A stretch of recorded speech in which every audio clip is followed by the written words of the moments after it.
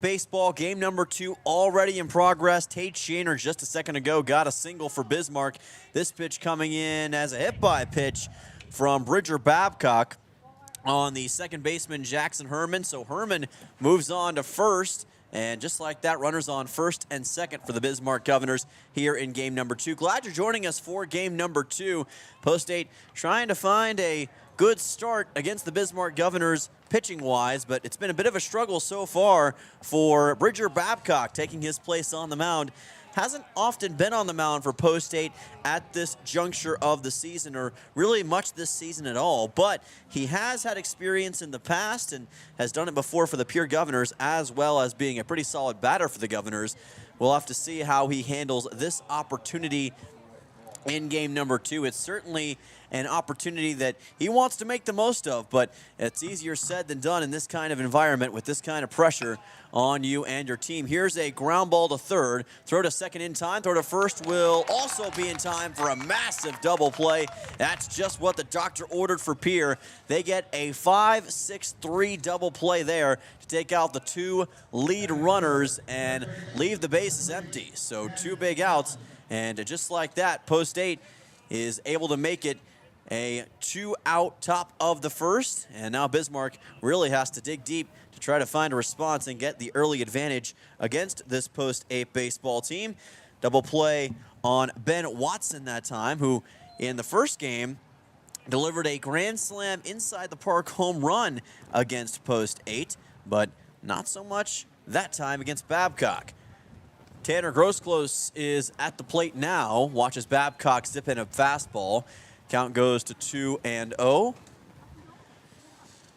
Big moment for Bridger Babcock as he looks to, as I mentioned before, kind of just set the tone and make a name for himself at this point in the season. Gets a fastball here in for a strike. Counts 2-1. And that's what Post 8 wants to see more of from their younger guys, is consistency and stretches of talent. You don't have to be the most consistent necessarily, but if you show some potential, it could be good. Here's a ground ball into left for a base hit.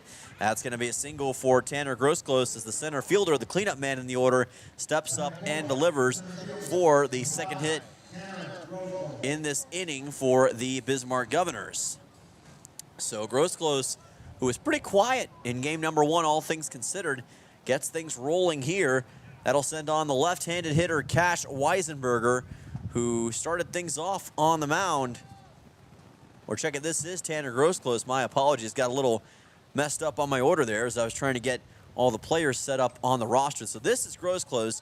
Ben Watson was the guy who actually grounded out into the double, or yes, Watson was the one who just grounded out into the out. It was Jackson Herman who grounded out into the double play, I believe, as we'll try to get that sorted out. And there's a drive into center field by Grosclose. Doesn't matter much now. He's got a single. So Grosclose on with a single, much like Watson. And it was Herman who was able to reach base his first time up. So I think I got that all sorted out now for you folks. Sorry about that miscommunication. Runners on first and second. That'll send on Cash Weisenberger now for real, number 8. Right-hander, as you just watched the left-hander Grosclose get a single. Watson now with a single as well. Weisenberger will be followed by Cooper Miller in the order. Again, Post 8 wearing their black shirts with green and black hats, gray pants. For Bismarck, it's maroon, maybe slightly maroon. Navy blue is the prominent color, and gray pants for them as well. Pretty nice color combination for both teams. Here's a chopper back towards the mound. It rolls towards center, and that'll be nicely cleaned up by the shortstop Dawson Getz for out number 3. Takes us to the bottom of the first. Bismarck gets a couple of hits on the board, but that's it. Post 8 keeps the score at 1-0. Back in 1 minute right here on KCCR and on YouTube at KCCR Sports. Again, tie game 0-0. Back in 1 minute's time. Summer is here, and Beck Motor Company is stepping up to the plate. As a proud supporter of Legion Baseball, we're hitting it out of the park with unbeatable deals on the Chevy and Cadillac vehicles. Whether you're looking for the power of a Chevy Silverado or the luxury of a Cadillac Escalade, Beck Motor Company has the perfect ride for you. So swing by today. Take your game and your drive to the next level. Beck Motor Company, your local Chevy and Cadillac dealer. Proud to support our youth and ready to put you behind the wheel of your dream vehicle. www.beck-motors.com, 605-224-5912. Walking together in faith, living together in faith, working together in faith, that's who we are. Hi, this is Pastor Sam Hanschke. I hope that our athletes have an excellent and successful season. I pray that God would continue to richly bless them. I invite you to join me in praying for our athletes during the year. We're Faith Lutheran and we are glad you're here.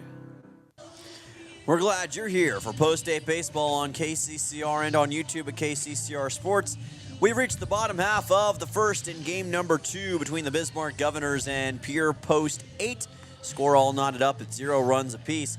3 hits from Bismarck in that first inning, just unable to capitalize and bring in a run. Post State not allowing anyone to get past second base, and now Post State hoping to use that momentum to their advantage and get the early lead against Bismarck here at home, which would be their first lead of this doubleheader thus far. They trailed wire to wire in game number 1 as they fell behind in the 3rd inning and could never get the advantage back on the Governors.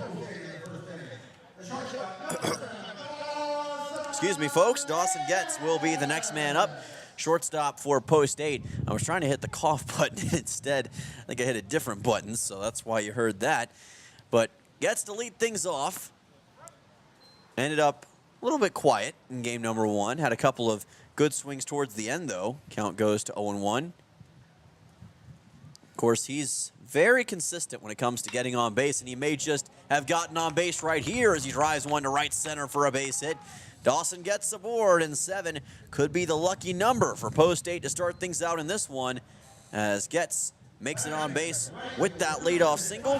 Sutton Sunshine making it onto the plate as well. Gets into the batter's box. Right fielder had a 3-hit performance in game number 1. No doubt the player of the game for Post 8 in game 1. Fortunately didn't have the support run-wise to match his productivity, but he certainly gave it his all and gave Post 8 an opportunity at least to be in that game, especially with a couple of RBI swings. And now trying to add to that right here and potentially spring Getz home. Lets this pitch come by. It is Joey Kraljic who is on the mound in this game as the count goes to 2-0. Remember, he had that sensational 3 RBI game 1 against Post 8, now taking his spot on the mound. Man of many talents is Kraljic, and he's certainly got the capabilities to be a great pitcher, as he's shown throughout parts of this season for the Bismarck Governors. And he hopes to do that once again right here. Easier said than done against a guy like Sutton Sunshine, though, and he's going to force a walk.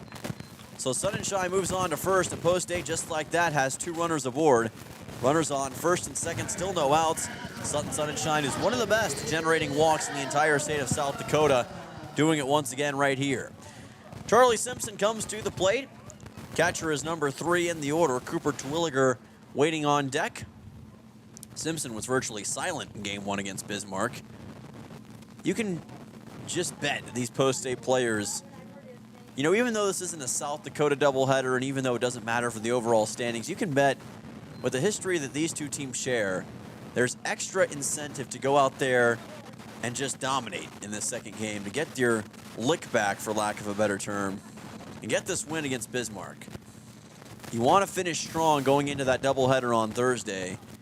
If you come out of here with 2 losses, it definitely can make you feel some kind of way going into the most pivotal doubleheader of the season. So finishing strong and making quick work of Bismarck in the second game could be crucial for Post 8 playing the kind of baseball they want and they need against the Lynx of Brandon Valley on Thursday. Here's a high chopper towards second base. That's one out. Chance to go for two, and they do. A 6-3 double play on Pierre post-8. And hey, hang on a second. No. Actually, safe at second base is Sutton Sonnenschein. So I thought for sure that the shortstop Miller got second base. The umpire validating that he did not, in fact, get second base. And I think that perhaps the head coach of Bismarck, Mike Skyland, might not agree with that call. I think he thought that he did get second base. It was a bang-bang call. Skyland making his way out of the dugout to talk to the umpire. Doubt you're going to change his mind in this situation, but it was tough to tell from my angle whether or not he actually managed to scrape the second base bag with his foot. Looked like he at least reached for it, thought he got it. Looks like that the umpire's official ruling is going to stand, of course. So post-8 has runners at second and third. There is one out, but that is a pretty big out, or pretty big change in fortune for post-8, I should say, because you go from a double play that really puts you in a bad spot to we've only got one out and two runners in scoring position. So that really changes the dynamic of this at-bat for Cooper Terwilliger, as this pitch almost goes towards the backstop. Count goes to 1-0. Terwilliger, a man with one of the top 5 batting averages on this post-8 baseball team, at one point in time at a .381 average on the season. Coming into today's contest, Terwilliger sat pretty comfortably in his batting average, even still at a batting average of .389, so even better than what he had. Best batting average on the team, bar none. And he's, again, just shown it with his capabilities all season long. Here's a ground ball to second, out at first, and a 4-3, a big one for Bismarck on Terwilliger. That'll send on Ridge Linebach. So that was not the usual magic we see from Terwilliger in that situation. Now Linebach comes to the plate. Remember, he did have a hit in that bottom of the 7th inning rally by post-8 against Bismarck in game number 1. And now he's got a chance to pick up where he left off in game number 2 in the bottom half of the 1st. Pitch, and that one goes up and over the head of a catcher, and a run's going to score for post-8. Coming home is Dawson Getz as he trounces over the plate, and post-8 takes the 1-0 lead on the wild pitch. Sutton Sonnenschein advances to third, and the count is at 1-0. Well, that's what can happen sometimes in these wild pitch situations. We've seen it far too many times this year where a pitcher just puts one wide and the runner comes in, and really Kraljic was circling the drain of disaster on that one. Here's a ground ball into left field for a base hit. Sonnenschein scores, and waltzing his way over to first base is Ridge Linebach. 7 started things off here in the bottom half of the 1st inning, and now it's 13, the unlucky number, who gets the RBI single towards the end of this bottom half of the 1st inning and puts post-8 on top by a score of 2-0.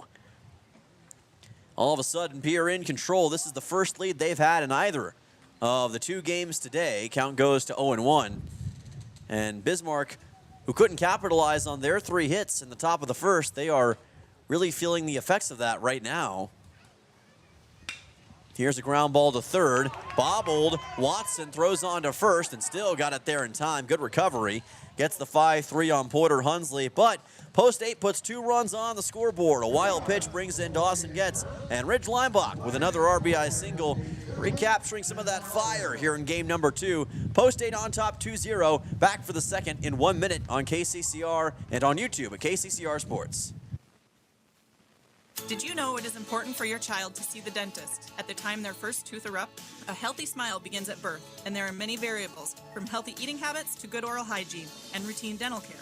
Hi, I am Dr. Michelle Hofer. At Missouri River Dentistry, we enjoy working with people of all ages. Dentistry is our profession, but people are our focus. I invite families to come experience an office that uses the latest techniques and equipment to be sure you receive that healthy and happy smile. To schedule your appointments for your family, call us at 223-2021. Kids love us, parents trust us. Wagner Auto in Pierre has been hitting home runs for over 100 years, delivering quality vehicles and top-notch service to our community. Whether you need a rugged truck, a dependable SUV, or a fuel-efficient car, we've got the perfect lineup to keep you on the road. Proud sponsor of this season's baseball action, we're here to help you drive home a great deal. Stop by today or visit WagnerAuto.com. Wagner Auto, South Dakota's oldest auto dealer. Welcome back to Post 8 Baseball on KCCR and on YouTube at KCCR Sports. Overcast, windy, Pierre, South Dakota here on this Tuesday evening. Wind has picked up and the temperature, like I mentioned in the first game, has dropped what feels like a good 20 degrees over the last little bit. It's a lot chillier than it was just a little while ago, I will say that. Looking at the current temperature right now, it's 71. It feels more like 50-something, to be honest with you, and that wind certainly is contributing to that. But regardless, Post 8 red hot in that bottom half of the first inning. 2 runs scored against the Bismarck Governors, and now hoping to do more of the same. But they'll have to first get through this top half of the second as that ball rolls into left field for a base hit. Leading things off, Cooper Miller, the shortstop, with a single here for Bismarck in the top half of the second inning. That was a nice shot into left field by Cooper Miller. He's one of those guys that you expected, or maybe expected more of in the first game with the stat line he's posted this year, but just didn't quite have the explosive play that some of his teammates did. But that time there was no doubt that one was headed for parts unknown. This ball fouled back. It's Drew Taylor at the plate. Count goes to 0-1.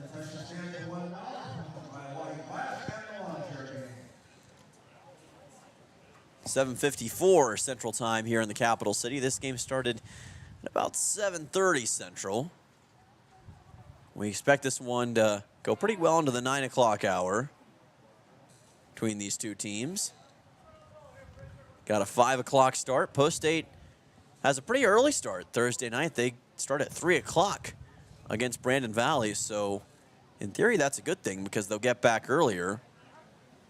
But sometimes players prefer to play later on in the day, and it really just depends. If you don't like as much heat, then I'd say if you're Post 8, you'd rather play later, but it's going to be kind of chillier on Thursday anyway, so maybe you don't prefer that option. I guess it comes down to preference. Here's a fly ball into right center field, and Porter Hunsley can't catch up to it. It lands in front of him. He's going to throw on to second. Had a chance to maybe get the out, but in a wise decision, Drew Taylor decided to stay at first base, and that was the right thing to do, advancing to third. Cooper Miller. Taylor thought about going for second. After the great throw by Porter Hunsley, though, that option was off the table. But a no-out single for Drew Taylor, back-to-back singles for Bismarck, and all of a sudden they're in position to tie this game just like that.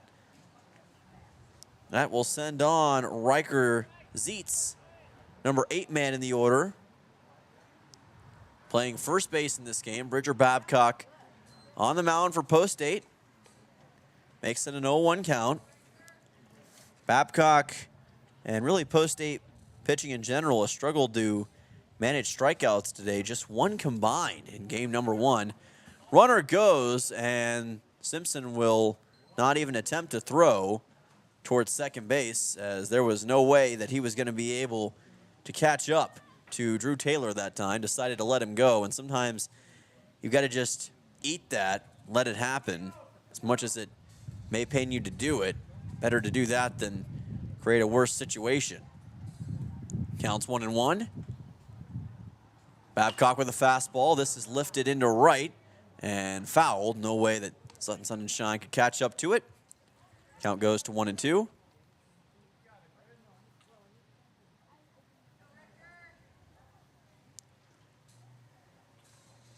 Five hits for Bismarck so far, just to Pierce 2.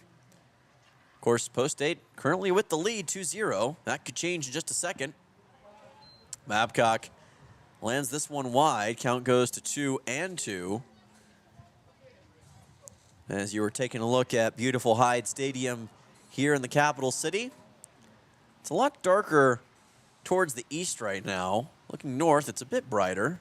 Can't tell what's going on behind us, of course, but looks looks like most of the weather, as expected, has moved around. There was some severe weather in the area. And speaking of thunderbolts, there was a thunderbolt from Bridger Babcock getting the strikeout on Riker Seats. His first K of the game got him swinging, and that is out number 1 here in the top half of the second inning. Runner staying at second and third. That'll send on the next man in the order, Aiden Rakowski, the right fielder. 1 out, 2-0 ball game. Babcock with a straight-in fastball, a little bit high. Count goes to 1-0.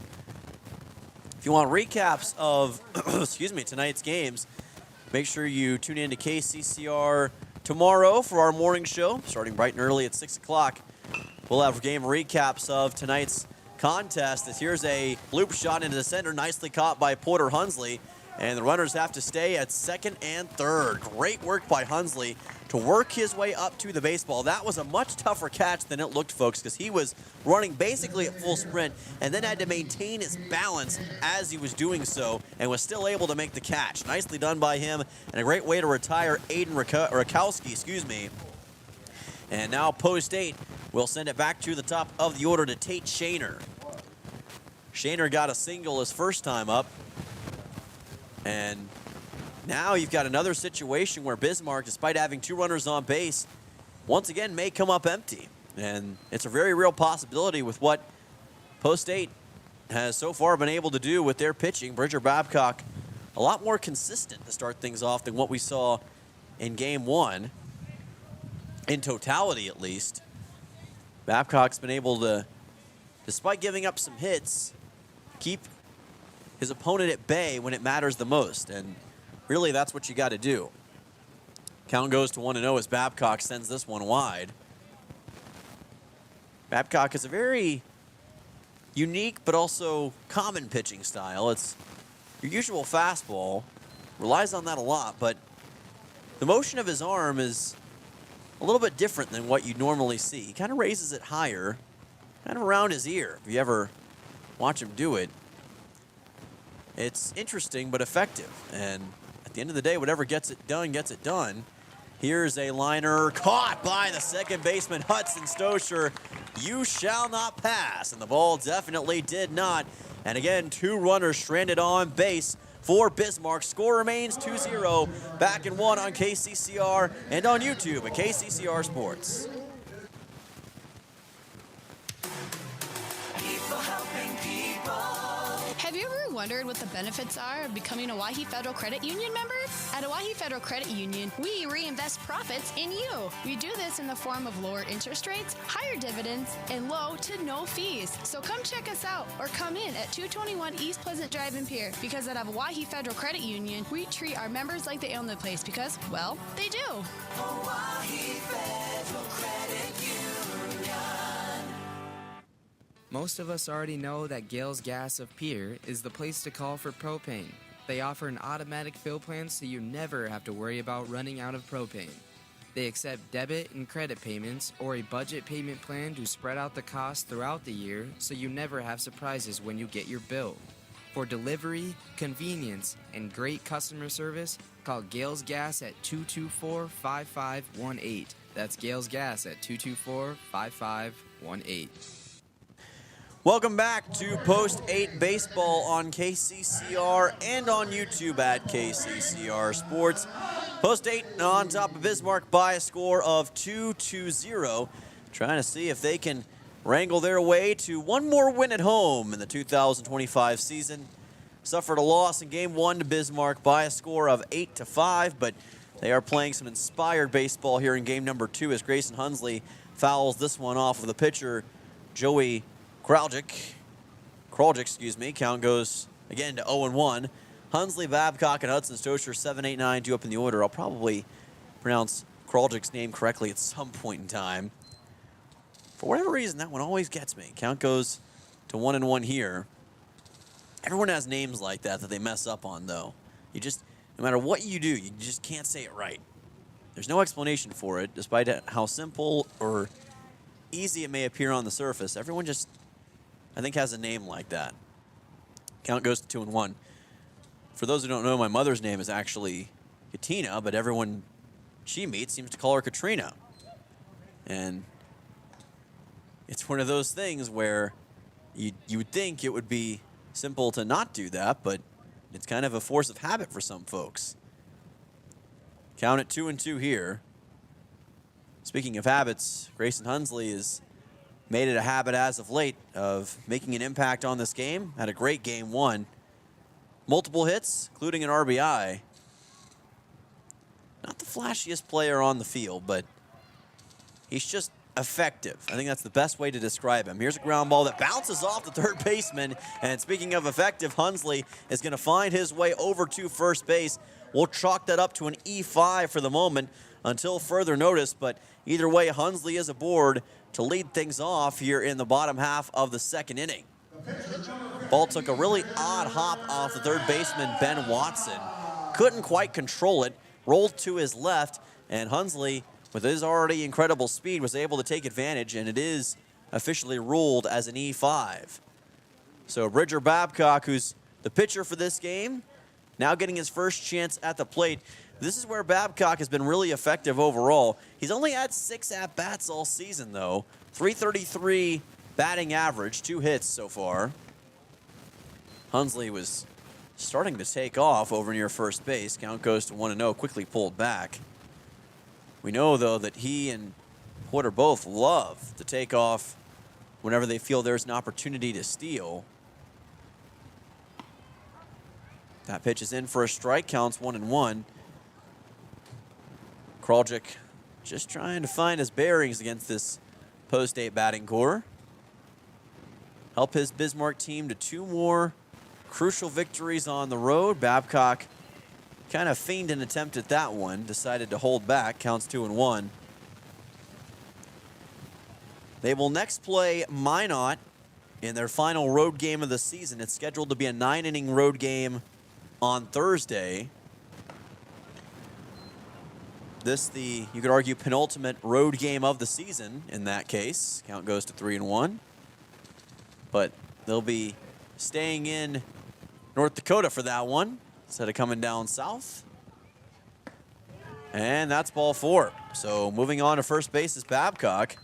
Hunsley reaches on an E5. Babcock to first on a walk. Still no outs in this bottom half of the second inning. Hudson Stosher, the next man up for Pierre Post 8. Lights out here at Hyde Stadium. I said it again, lights on at Hyde Stadium, not lights out. It's easy to say lights out. Lights are on and out, if that makes any sense.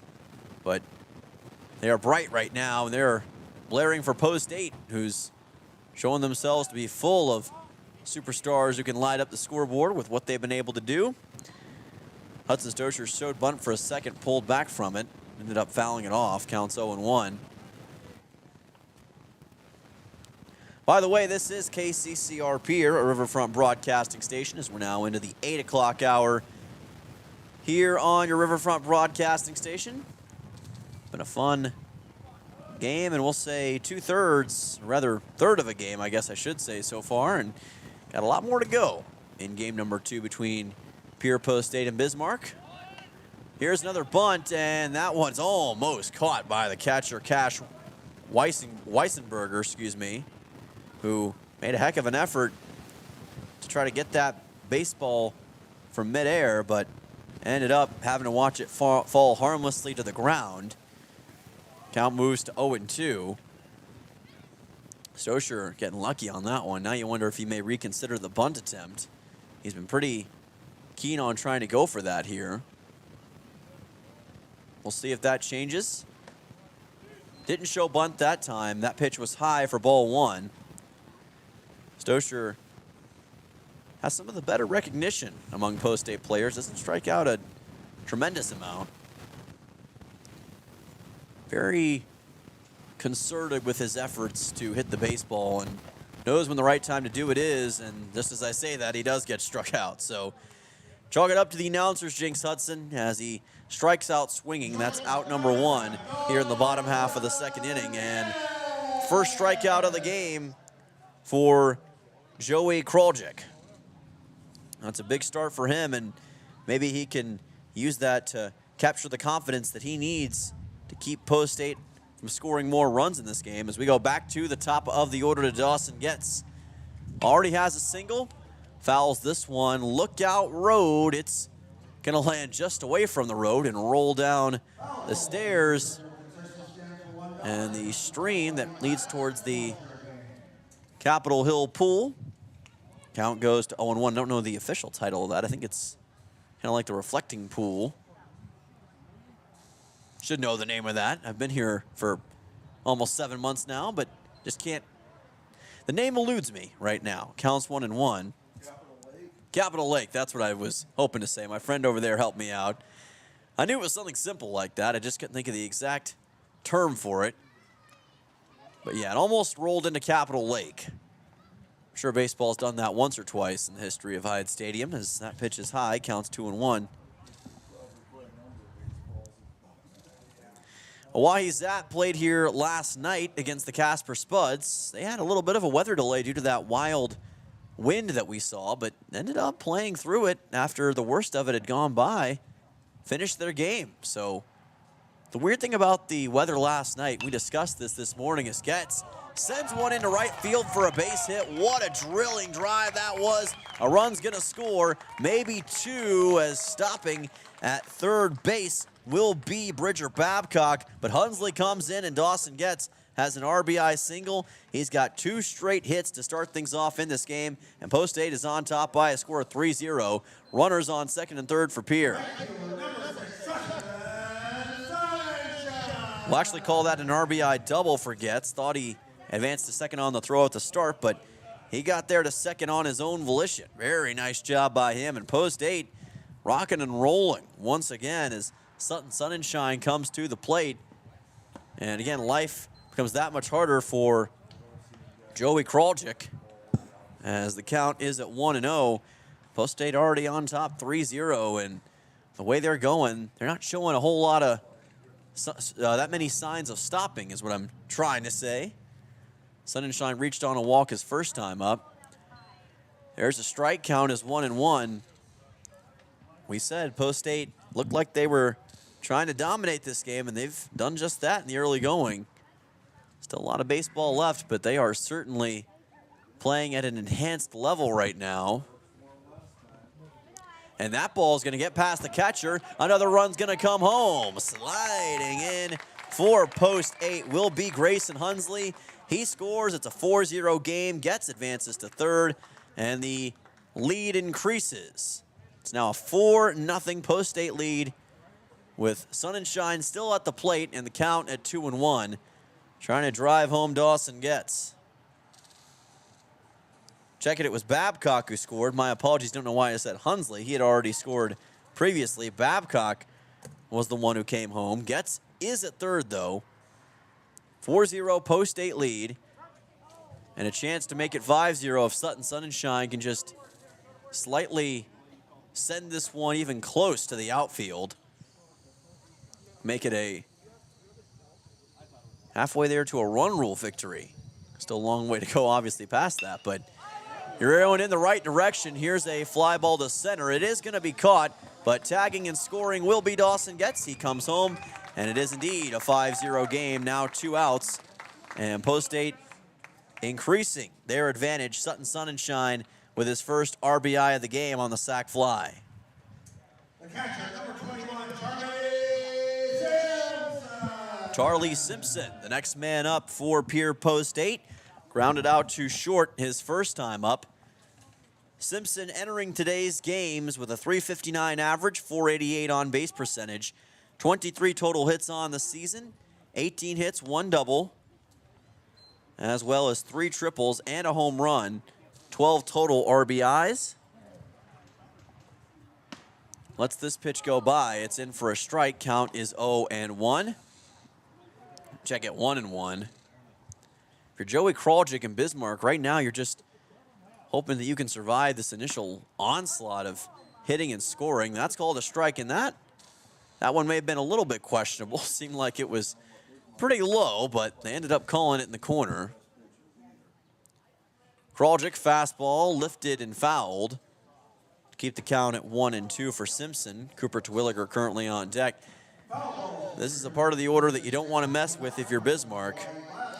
You want to try to keep these guys at bay, because if they get on a roll, look out. Oh, that's a hit by pitch. It got Simpson in the top of the left arm, looked like on the left shoulder, and he's able to take first base as a result of the hit by pitch. Hit by pitch on Joey Kraljic. Scooper Terwilliger will make his way to the plate. And again, the potential to increase this lead continues for Pierre Post State. Right now, Kraljic and Bismarck just have no answers for what Pierre's doing. Kraljic fires this one in low. Count goes to 1-0.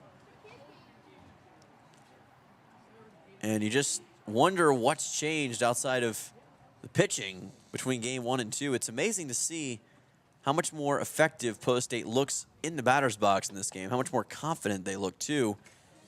It just goes to show that this team is so good at putting results of the past behind them. They don't live in the past, they live in the present. And they're doing a great job right now of showing just how important that quality is. As that one's fouled, counts 2-1. You cannot dwell on what's already happened. You just got to make the most of the spots you're in.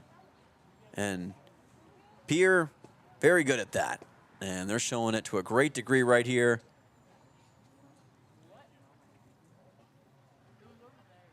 Fastball high and deep, lifted to center. This is going to stay in the yard. And the catch is made by Tanner Grossclose, excuse me. Couldn't think of his last name for a second there. I had to find it. Sends us to the top of the third. Your score still Pierre on top 5-0 over Bismarck. They had 3 big runs in the bottom half of the second inning. We'll be back for the top of the third in 1 minute's time right here on KCCR and on YouTube at KCCR Sports. Don't go anywhere, folks.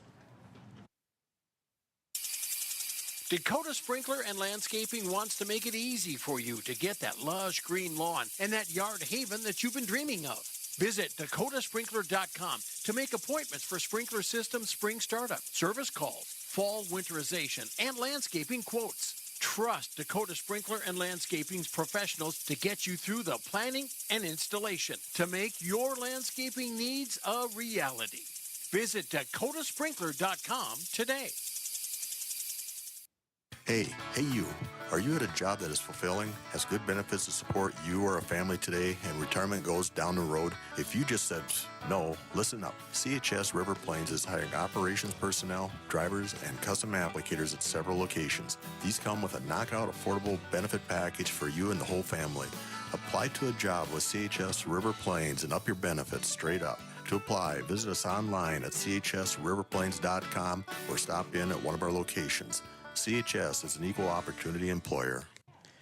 Welcome back. This is Pierre Post 8 Baseball on KCCR and on YouTube at KCCR Sports.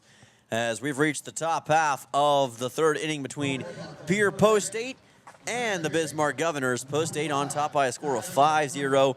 Dominant first 2 innings. 3 runs just scored in the bottom half of the second.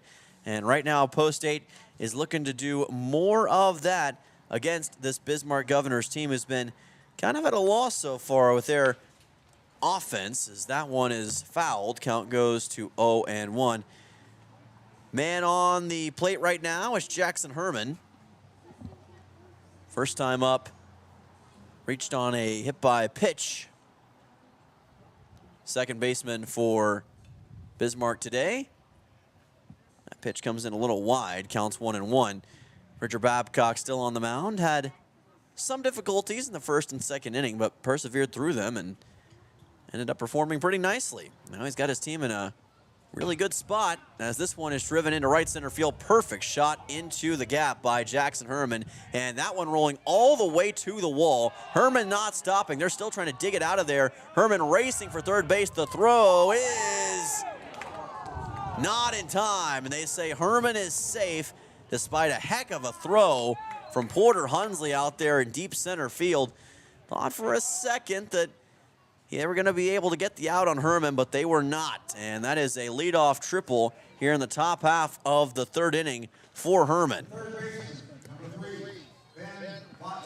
Ben Watson, the next man up, but that was a brilliant shot by Herman, and it just kept rolling to the wall, and Hunsley and Sonnenschein had issues trying to dig it out of the warning track. It allowed Herman to just use his speed to cruise his way past second. Didn't stop on his way to third. Although it was a close call, he got there just in the nick of time. Here's a chopper over to Getz. He will throw to first, but a run will score as Herman comes home. It'll be an RBI for Ben Watson, and it's now a 5-1 game as Bismarck is on the scoreboard in game number 2. Number 5, Tanner Grosclose. Tanner Grosclose will be the next man up. The center fielder got a single in his first time up through the order. That run by Bismarck, no small thing. It does help to gain some momentum for them just a little bit. Digging deep here, swing and a miss. Count is 0-1. Grosclose will be followed by Cash Weissenberger and Cooper Miller. Grosclose, a lefty in the order, which is always an interesting matchup to watch, especially for a younger pitcher who may not be as accustomed to facing lefties. How they handle that is a real testament to their confidence and where they're at as a pitcher. You can learn a lot from it. Counts 1-1. And Babcock's unique pitching style continues to work. Again, the way he throws it is just so interesting. He keeps it up close to his ear and fires it along the same parallel as his head, for lack of a better term. It's really interesting to watch. Here's a ball drilled into right field for a base hit. Yet another single for Bismarck. It's Tanner Grosclose who's now got back-to-back singles, and a runner aboard once again for the Bismarck Governors. And they are all of a sudden rolling here in the top half of the third inning. What's looking like a high-scoring game. Cash Weissenberger, the catcher, is the next man up, grounded out to short. And for his first appearance at the plate, hear the wind picking up a little bit in the background. It has died down to some degree. Here's a ball lifted towards right, and yet another base hit. Weissenberger will cruise his way to first, racing his way on to third, and getting there easily in time is Tanner Grosclose. And runners in the corners for the Bismarck Governors as they continue their march around to home plate. Number 19, Cooper Miller. Cooper Miller, the next man up, he also got a single his first time up against Bridger Babcock, and all of a sudden this is getting really interesting as it appears Bismarck will send in a courtesy runner. So Weissenberger will check out, and the man who will take over at the plate, it looks like, is going to be number 9. That's Evan Funchess.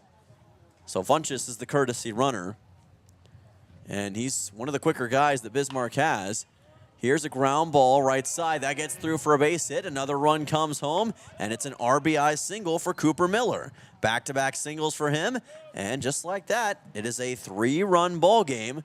Runners on first and second for the Bismarck Govs.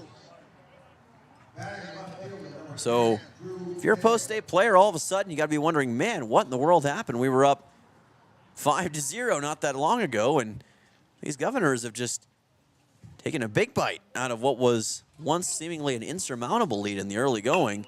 Here's a ground ball to third. It bounces off the glove of Hunsley, rolls all the way into left field. A run almost comes in, but stopping at third base, and luckily so for post-8 is Grosclose. That's going to be called as an E6, I believe. E5 officially is what we're going to be calling on that, as it bounced off of Hunsley, not Getz. So bases juiced with still just one out. And how about this? 9 hits for Bismarck in this game, just 3 for Pierre. So the hit ratio is wild to think about, and yet post-8 with that lead, but how much longer will it keep going? Here's a ground ball to third, throw to second, chance for a double play, and the ball goes way away from the first baseman, Cooper Terwilliger. 1 run is going to score.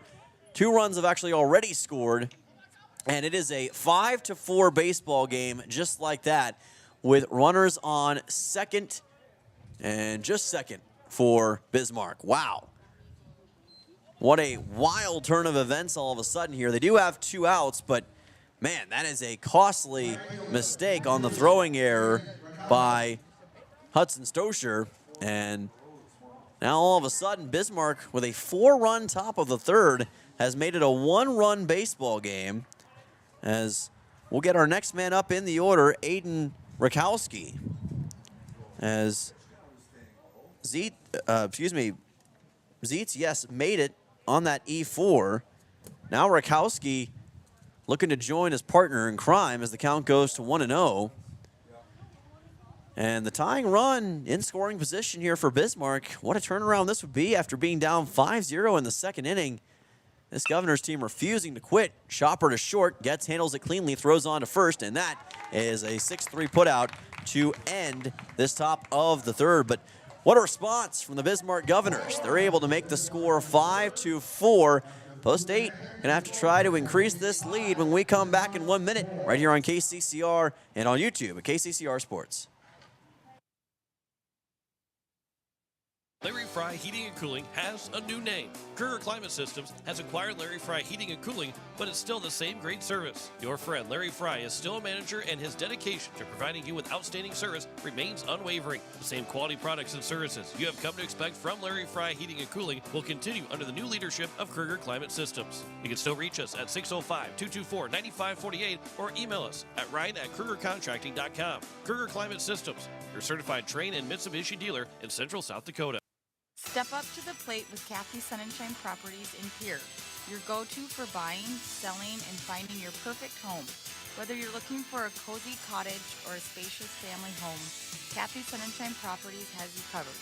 We're committed to helping you make your next big move, on the field or in your life. Ready to find your dream home? Call Kathy Sunshine Properties at 605-224-5588. Your home run in real estate.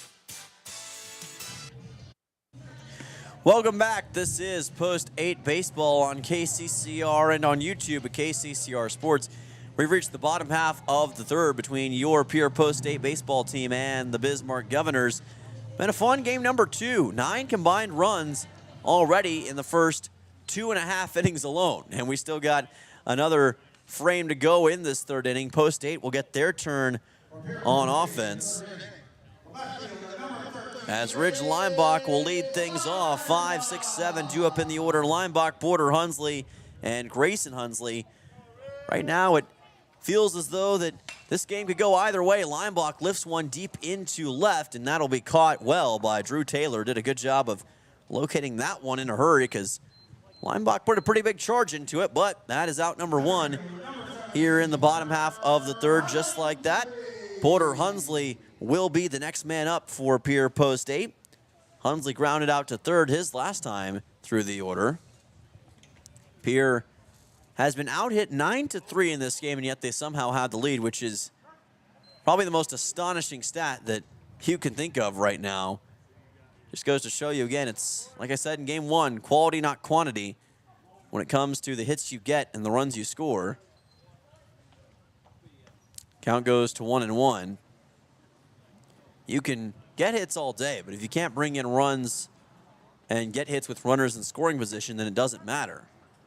That's a lesson that Post 8 has learned before. They were superior to Renner in many respects in their first matchup back in June, and yet they ended up losing that game despite giving up no earned runs in that game. All the runs they gave up were unearned, and they still ended up losing game number 1 of that doubleheader.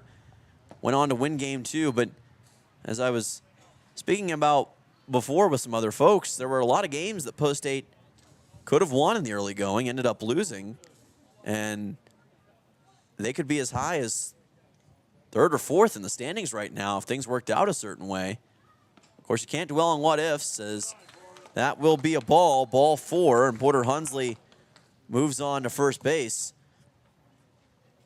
But this Post 8 team, they can play like one of the elites in the state, and that's something that people outside of Pierre may not completely understand. But this Post 8 team has the capability to be one of the best in the state on a good day. They've stood up to some of the best contenders and went one-on-one with them, even beaten them before. And when you have that kind of potential going into the postseason, that can be a dangerous squad for anybody to face off against. And Post 8 hasn't lost a lot of games that they weren't supposed to lose, quote unquote, as of late. They've been winning most of their games they've been favored and haven't been losing games that they shouldn't be losing. That pitch in the dirt. Here's a throw to second, and able to make it in time is Porter Hunsley. Got there just in the nick of time. Good effort by Catch Weisenberger to try to get it over to second base, but there was no way he could get that one over to that second base bag in time with Hunsley's speed. Again, count is at 2-0. Grayson Hunsley sends a chopper on the left side. It gets past the shortstop. Porter Hunsley with eyes towards home plate smartly stops at third. That was a good decision. Grayson Hunsley, meanwhile, got to first. Now goes to second as the ball is held in by the catcher. He wasn't looking at Hunsley. And Grayson Hunsley, that is able to move on to second base. Now 2 runners in scoring position for Pierre Post 8 as Grayson Hunsley gets the single. Big stuff from Grayson Hunsley. Brilliant shot into left field. Cooper Miller did what he could to try to scoop it up, but he could not get a handle on that baseball. Ended up losing track of it as Bridger Babcock comes to the plate. He will be followed by Hudson Stosher. That pitch is in for a strike. Count is 0-1.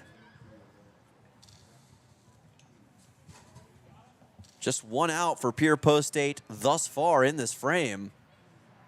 They got a lot of opportunities to work with here. And that is going to be a foul ball by Babcock. Count moves to 0-2. If he can deliver just one solid shot, that'll bring in at least a couple runs and give Post 8 a much more manageable lead than they had just a second ago. Instead, he swings at a low pitch, and he will end up getting thrown out at first for the strikeout. They're going to throw back to third. That was a very interesting decision by Riker Zietz to try to throw back to first in that spot. Ended up working out okay. They didn't get the out at third, but they went for it. But that could have very easily backfired in that situation. Joey Kraljic gets the strikeout. That sends on Hudson Stosher, number 9 man in the order. But if that ball gets away from Ben Watson, I mean, that is scoring easily, Porter Hunsley. So it's one of those things you got to watch out for. This ball popped up. It's in the infield, and the first baseman wants it. Riker Zietz makes the catch. That's out number 3. Post 8 for the first time in this game comes up empty. Score still 5-4. We'll be back in 1 minute right here on KCCR and on YouTube at KCCR Sports with more Post 8 baseball action. AGE Corporation has been building South Dakota for over 60 years. For all your site work, construction, and crane needs, AGE is there for you. If you need a boat dock and dock lighting, AGE has what you need. Visit their website, agecorp.com, or give them a call at 223-2732. AGE Corporation, providing high-quality services without sacrificing safety. Visit agecorp.com or call 223-2732. As community bankers, BankWest employees are deeply committed to supporting local causes, growing the local economy, and creating local opportunities. At a time when you can bank anywhere, we hope you choose BankWest. We'll be your financial partner for the long haul, helping you and your community achieve financial success. BankWest. Convenient, connected, committed. Member FDIC. Welcome back to Pierre Post 8 Baseball on KCCR and on YouTube at KCCR Sports. Dylan Simmons on the call. And our scoreboard, as always, courtesy of the American Family Insurance Brittany Shuffle by an Agency. Thank you, Brittany and American Family Insurance, for sponsoring our scoreboard each and every game. Top of the 4th inning on the way between Pierre Post 8 and the Bismarck Governors. Post 8 on top by a score of 5-4. A lot more baseball left to be played. And Bismarck, they got to be feeling pretty good about themselves. They were down 5-0 entering the top of the 3rd. Put up 4 runs in that frame. Ended up holding Pierce scoreless in the last frame of the inning. And now they've got a chance to somehow take the lead with just a couple runs here. Bridger Babcock still on the mound for now. Count goes to 1-0. As we're back at the top of the order to Tate Shaner. Got a single in the very first at-bat of the game. He will ground this one foul. Count goes 1-1. But right now, what we're seeing is a testament to just how incredible Bismarck can be and just how quickly they can explode with their bats. Obviously, we don't cover the North Dakota baseball scene, but I'll tell you what, this is a team that I'd like my chances if they were to meet up with some other teams in the state of North Dakota. Obviously, I haven't seen the Fargo teams in person, but if this team is 5th in the standings, that means that those top 4, they've got to be pretty darn good. 2-1 pitch. Another foul ball. Count goes to 2-2. I'd love to see like a Dakota baseball championship, something like that. Maybe, and this is just a wild idea. You can agree or disagree for those listening in, but some sort of North Dakota, South Dakota baseball tournament in some ways, which there already is the Little League World Series. A concept like that could work, as here's a ground ball into right field for a base hit, and another single for Tate Shaner, his second of the game. He's now 2 for 3, so pardon my ridiculous commentary. We've already got a single here in the top half of the 4th inning. And again, Shaner showing the quality of North Dakota baseball right here in the capital city. 10 hits now for Bismarck in this game to Pierre's 4. So, well out hitting Post State. The fact they don't have the lead is pretty astonishing considering they almost triple the total hits Pierre's managed. Off-speed pitch, count goes to 1-0 here. Game 1 started off a little more defensively, got high scoring late. This one's just been high octane from the start. And these players, it appears that they're not slowing down whatsoever. Count goes to 2-0. Jason Herman at the plate. He got a triple his last time up against Bridger Babcock. Sent one deep to right center field. And that pitch is going to get by the catcher and advance Tate Shaner on to second base. So Simpson unable to hold it. Count goes to 3-0 all of a sudden. Jackson Herman could get onto first easily. And Bridger Babcock, you wonder if he's starting to lose some of that consistency that he had earlier on when he shut out Bismarck in the first 2 innings of work for him. Definitely been some more struggles in this frame in the last. Gets a strike here. Count goes to 3-1. But it's no easy thing trying to take on this Bismarck Governor squad. With the amount of talent they have, the amount of ability they show, they're a tough out for anybody. And you can't ever count them out. Here's a high fly ball deep to center. It's sending Hunsley back towards the wall, and it lands at the base of the wall, bounces off the wall. Here comes the tying run. It is going to score, and we got a 5-5 baseball game on a massive RBI double from Jackson Herman. Shaner scores, and wowee, this thing is a lot different than it was just a little bit ago. Herman with back-to-back extra base hits. And still no outs here in this top half of the 4th inning, so Bismarck is feeling really good about themselves all of a sudden. 5 unanswered runs on this Pierre Post State baseball team, and they've done it in just 2 frames. Much as Pierre did in the first 2 innings of the game, Bismarck has responded and taken over the 3rd and 4th innings. Count was 0-1 now for Ben Watson. Remember, he's also got an RBI in this game. The leading run for Bismarck is currently in scoring position. Watson looked like he was showing bunt for a second. Ended up missing that baseball. Counts 0-2. With no outs, they've got the leeway to use the bunt if they want to. Of course, Watson's got to be careful not to put it in play towards the third base line and possibly get his partner out. Pulls back from the bunt now and lets the pitch go by. Counts 1-2.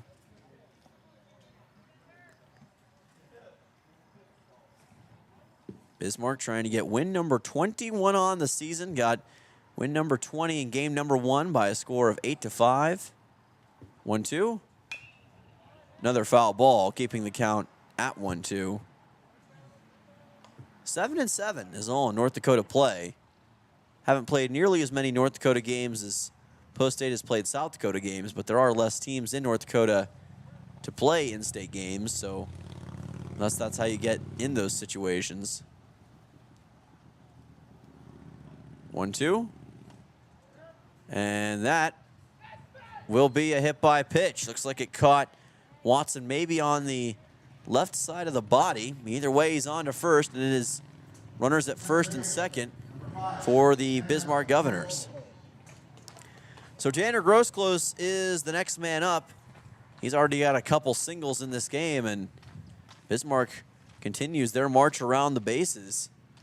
And for Post State, you got to feel a little shell-shocked after all this. I mean, you were up in dominant fashion not that long ago.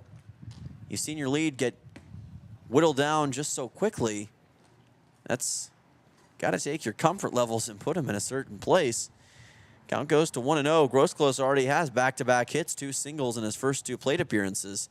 The real issue for Bismarck in the first couple of innings is that they were getting hits. They just weren't cashing in and getting runs as a result. Now they are, and it's completely changed what we thought this game was going to be.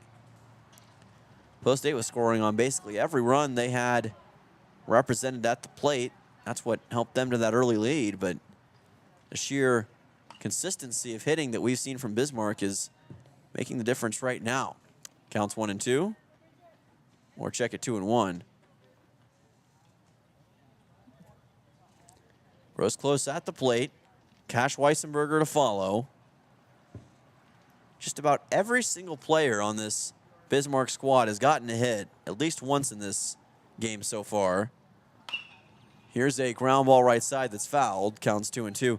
In fact, the only player that doesn't have a hit yet is, actually there's 2 players. Riker Zietz and Aiden Rakowski are the only 2 who don't have hits yet. But the way that we're going in this inning, that may change. 2-2 count, still no outs. Runners at first and second for the Bismarck Govs. This ball lifted high and deep to left. Leinbach is there. He'll make the catch easily. Runners stay in position. That is a much-needed out 1 for Pierre Post State. Retires Tanner Grosclose and sends on Cash Weissenberger. Post State entered today's game 18-11, 14-9 in South Dakota play. Again, these games do not count in the South Dakota standings or to seed points, so Post State doesn't have to worry about it. But you got to think that even without the meaning of the South Dakota game behind it, losing both of these games would be a gut punch to Pierre. With all the great strides they've made this season, you don't want to end your year out at home potentially in this kind of fashion. You want to go out strong, and that's, I'm sure, some extra motivation for Post State here.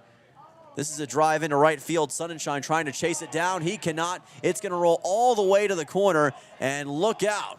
1 run coming around. It will score to give Bismarck the lead, and it's an RBI double for Cash Weissenberger. He cashes in with his second hit here in game number 2.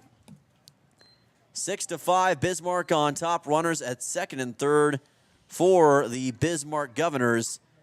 And Post State is going to have River Iverson come out. This may be the end of the game for Bridger Babcock. We'll see what Iverson wants to do. He kept Babcock in for quite a bit of time, but at some point, you got to make a change, and it looks like that's what's going to happen. And it looks like Iverson's going to bring in Sutton Sonnenschein, at least from the initial look of this, as a pitcher, and indeed they will. So Sutton Sonnenschein is going to get his opportunity on the mound. Now, this is not unprecedented. We have seen Sonnenschein pitch briefly before, so it's not a foreign concept to him. Again, not a pitcher they use a whole lot. 2/3 of an inning pitched this year. It was back here at home that it happened, if I'm not mistaken. In his very short time on the mound, he gave up just 1 hit, 1 walk, 1 strikeout. So showed some good stuff. But this is an entirely different situation with his team down by 1 run, trying to stay in this baseball game in a pretty high-pressure situation. And again, when you're trying to save your pitchers for Thursday, this is the kind of stuff that you can run into. You got to use guys that you'd rather wait on or not have to put in this position. But again, that's not to say Sun and Shine is set up to fail. He's certainly got all the capability to succeed. But it's not going to be easy in this spot to keep an already hard-charging Bismarck team at bay. And that's what we're going to have to see if Sun and Shine can do. Cooper Miller is the next man up, followed by Drew Taylor and Riker Zietz, 6, 7, 8 in the order.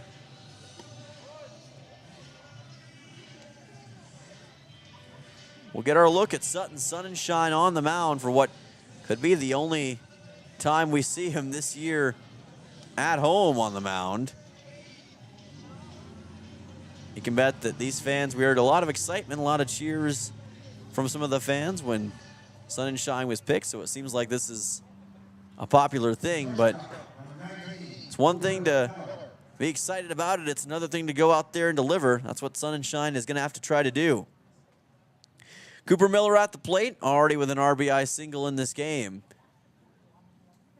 Runners at second and third. This ball popped up and fouled as Simpson tried to chase after it, could not get to it in time as it clangs off the concourse. Count is 0-1.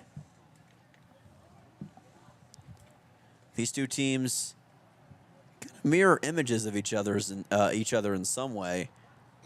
The way they play, the stretches they can go on of sheer dominance. It's like they're the in-state versions of themselves. Pitch is low here. Count goes to 1-1. And it's interesting playing an opponent like that, because then if they do play similarly to you, you can point out weaknesses in your game and improve it, because you see it in the other team and you exploit that. Here's a high chopper left side. He goes over the head of the shortstop. Dawson gets 1 run's going to score, nearly 2, as staying at third base will be the courtesy runner in this spot, Evan Funchess, and it is now a 7-5 baseball game with Bismarck on top. It's another RBI single for Cooper Miller. He's now got 2 RBIs in this game, and we still have just 1 out with runners at first and third for the Bismarck Governors. Drew Taylor, the next man up. He's reached on a single and an E5 already in this contest, and now Sun and Shine, you wonder how much longer he can keep up his tempo. A bunt's laid down. It's going to roll its way past first base, and a run's going to score. Second baseman Stoscher was not looking for it, and that was just bad defensive execution by Pierre post 8, and it's now an 8-5 baseball game with Bismarck on top. Runners at first and second. They just blew that assignment. I don't know if that was supposed to be Stoscher or Terwilliger who went after that baseball, but both of them kind of just stood there watching that thing roll, and it allowed Taylor to make his way over to first. Big mistake by Pierre post 8 as Riker Zietz is at the plate. Strike here, count goes to 0-1. Aiden Rakowski is the next man up, but this is a very troublesome situation for Pierre post 8. This ball popped up. Should be easy for Hunsley, and he does make the catch. Big out number 2 for Pierre post 8, but you do worry that this game is maybe starting to get away from them just a little bit. 8 unanswered runs by this Bismarck squad. Aiden Rakowski is the next man up. He's flown out to center and grounded out to short in his 2 at-bats so far. Off-speed pitch by Sun and Shine, in for a strike. Count goes to 0-1. It's amazing. We thought we may be on our way to a run rule game between these two early on, but that is most definitely no longer the case. Count goes to 1-1. They've been exchanging haymakers throughout the early and middle portions of this game. Sun and Shine high fastball. Count goes to 2-1. 4 runs for Bismarck in each of the last 2 frames offensively. It's a heck of a turnaround after being shut out by Babcock in the first 2 innings of the game. Count goes to 3-1. Right now, Post 8, they just want to get out of this funk that they're in defensively and pitching-wise. You want to get that bad juju out of the way. There's a strike. Great fastball by Sonnenschein. Count goes to 3-2. Sutton getting some positive reinforcement from some of the fans here at Hyde Stadium, and rightfully so. Now let's see if he can finish the job on Aiden Rakowski.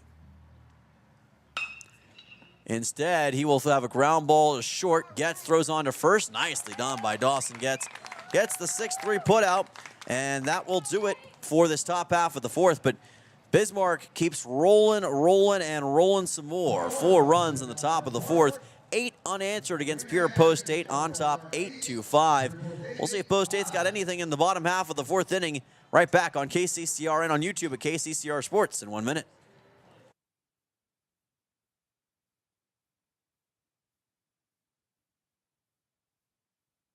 Are you a farmer in the Highmore area? Do you need a trusted partner for your grain and agronomy needs? Look no further than AgTegra. AgTegra is built on a legacy of farmer-owned cooperatives, providing superior service and relentless innovation for generations. We're committed to your success and the safety of our employees and members. For your grain needs, call Chance Scott at 605-846-1099.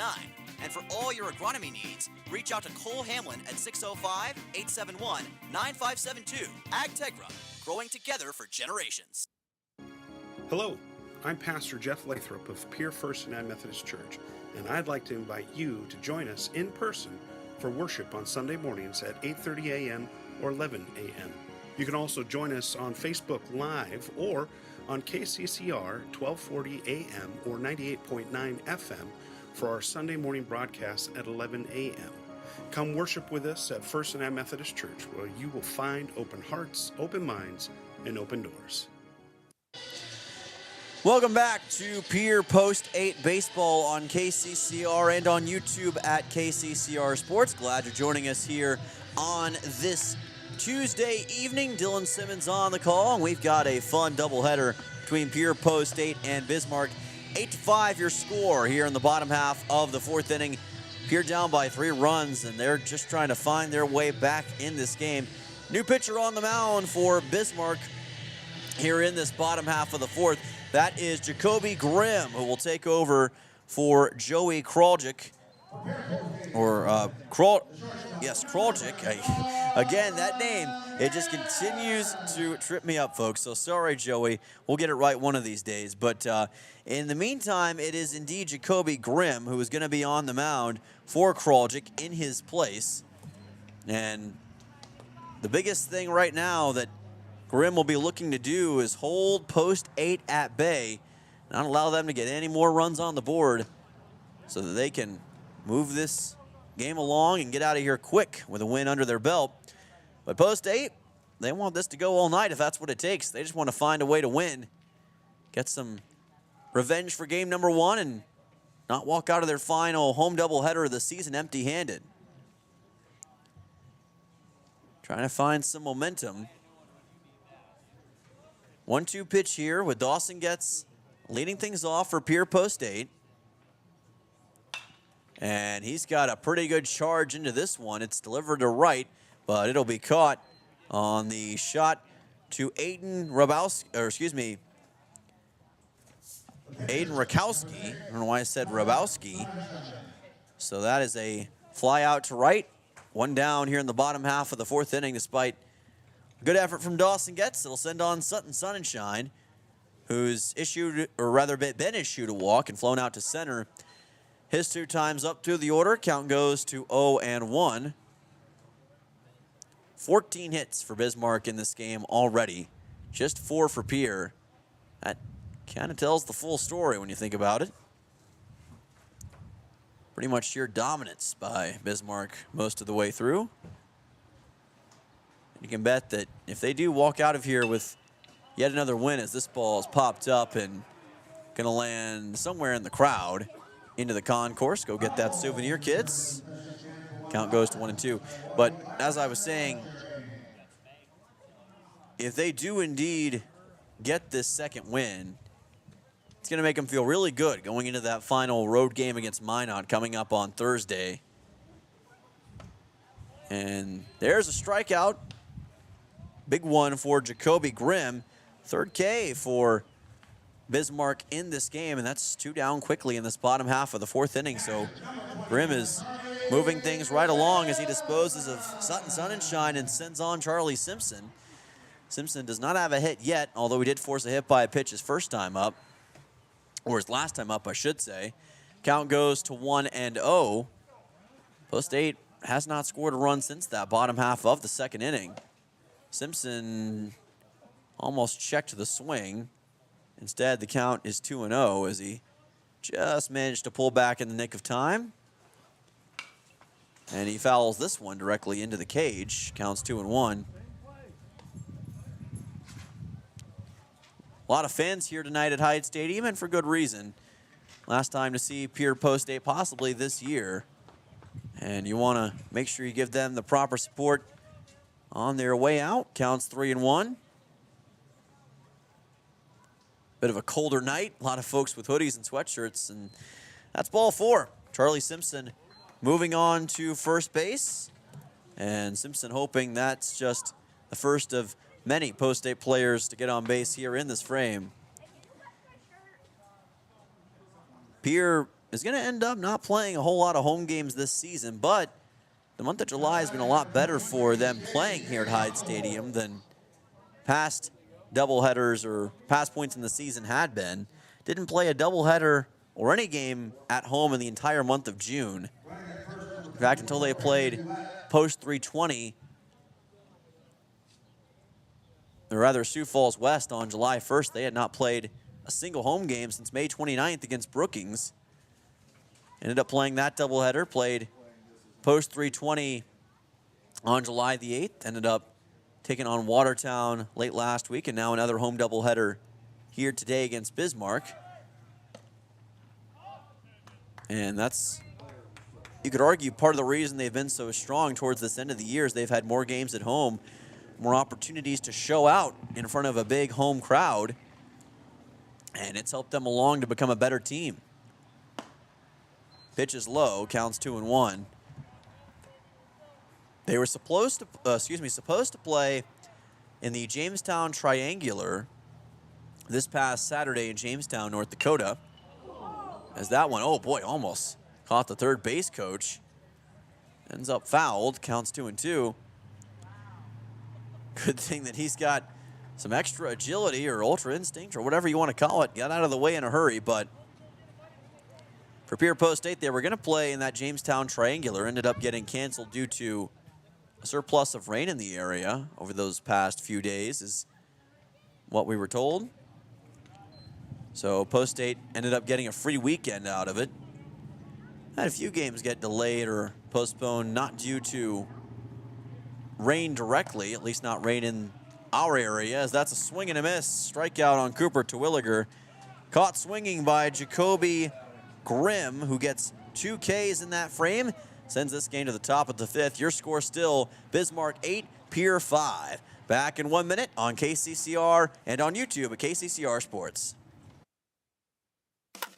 When you're in town for the big game, why not stay where the view is just as great as the action? American in Fort Pierce sits right on the river, offering beautiful scenery, relaxing comfort, and easy access to the ballpark. After a day at the Diamond, there's nothing better than unwinding by the water, and the American always hits it out of the park. Stay by the river. Stay in comfort. Call 605-223-2358 to book your room today. American, where the river meets relaxation. Step up to the plate with Overhead Door Company of Pierre. Like your favorite team, we deliver reliability, strength, and top-notch performance. For over 100 years, Overhead Door has been the most respected name in the industry, from commercial or residential repairs to full upgrades. Our team of technicians stand ready to provide winning results. Don't let a faulty garage door strike you out. Look for the signature red ribbon and call the industry MVP at 605-224-6200. Bring your garage door game to the big leagues.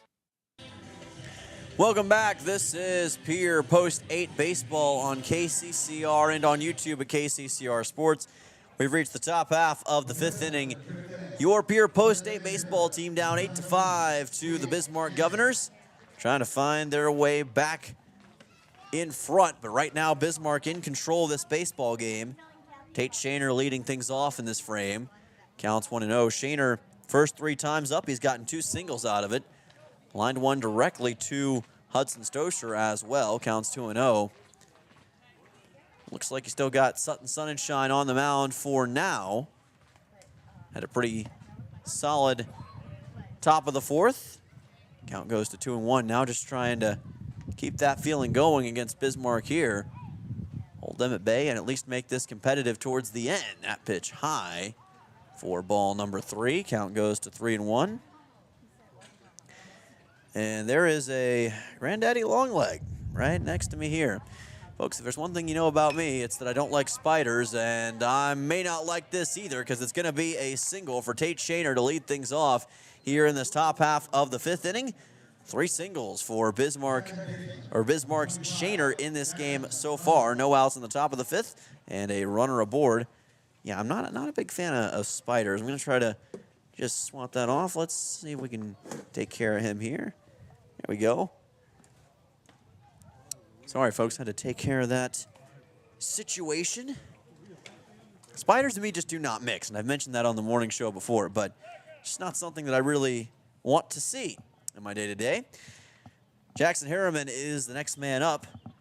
He's reached all 3 times he's been to the plate. Hit by a pitch, triple, and a double. Pretty good stuff so far.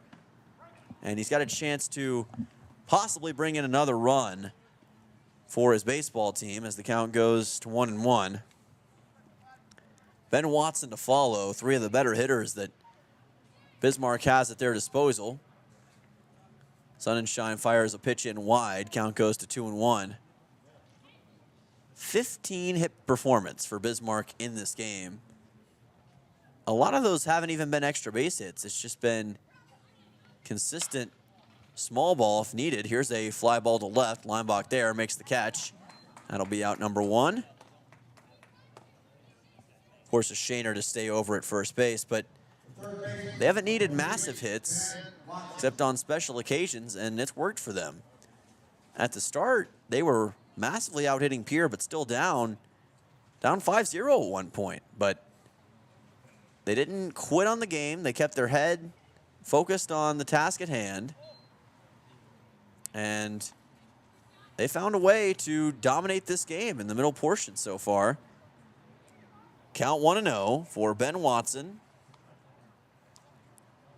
Hit by pitch his last time at the plate.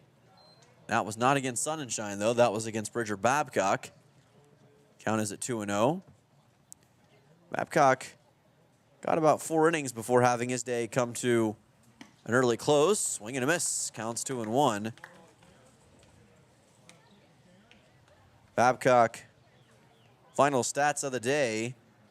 3.1 or 3 1/3 innings pitched, 6 earned runs given up, 1 strikeout, 12 hits given up as well. That pitch high, count goes to 3-1. And right now, if you're Sunshine, you're just trying to find that strike zone, if at all possible.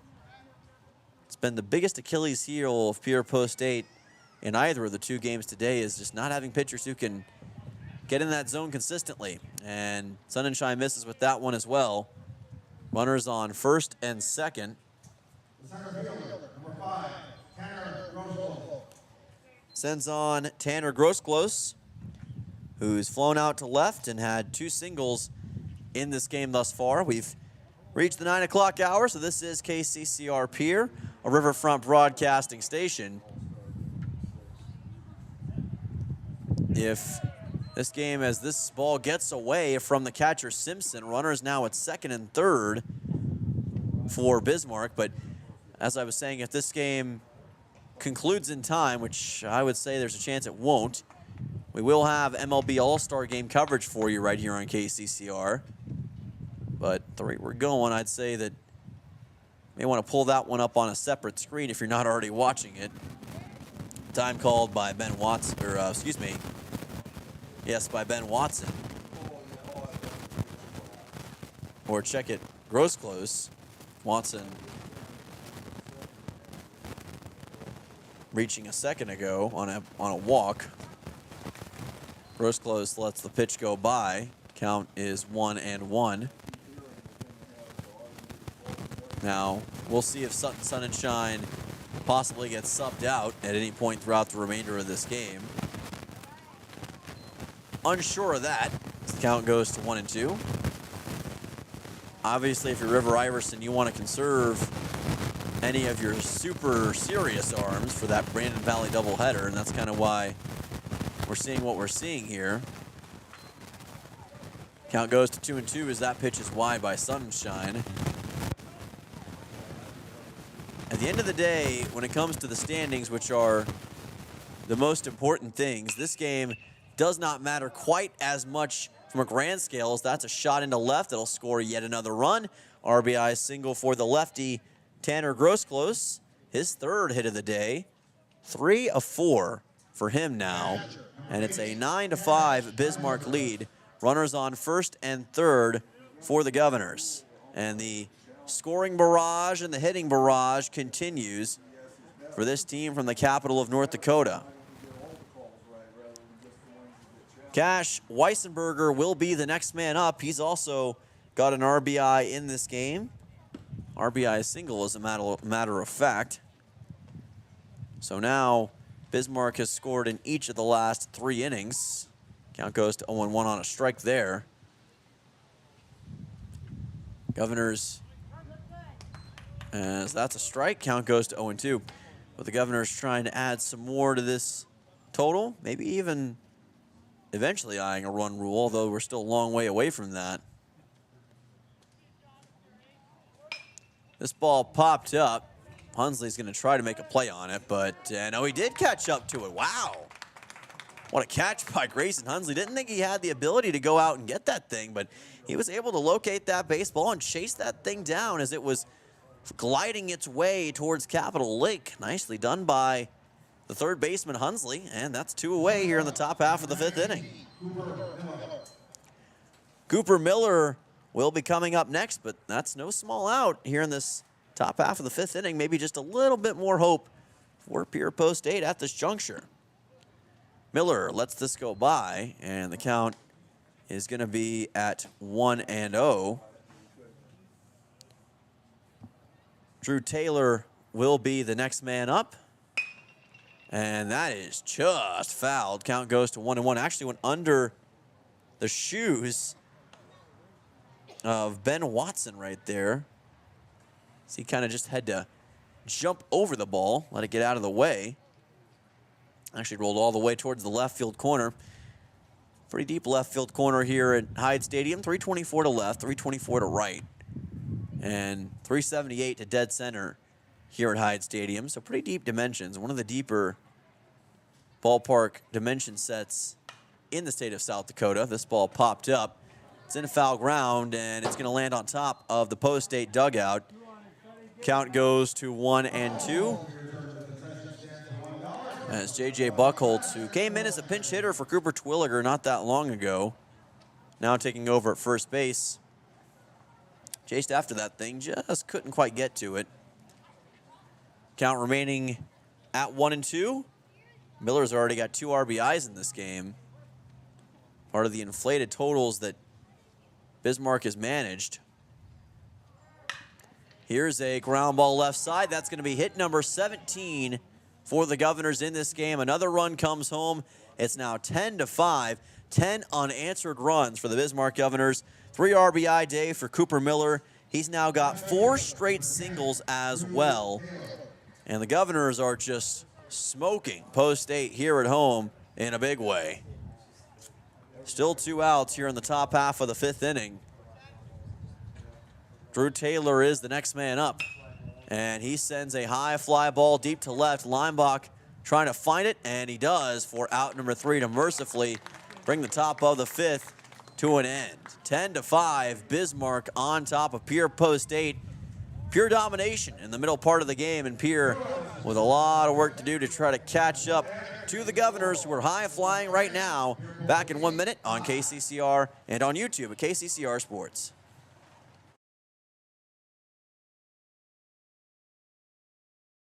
For over 25 years, Karsten Erickson Roofing and Construction has been serving Central South Dakota with quality roofing and construction. He has now added gutters. We offer dependable service, guaranteed workmanship, and no unnecessary flash or fuss. Just reliable protection for your home. Karsten Erickson Roofing and Construction. Experience you can trust. Call today, 605-280-8133. Karsten Erickson Roofing and Construction, serving Central South Dakota for over 25 years.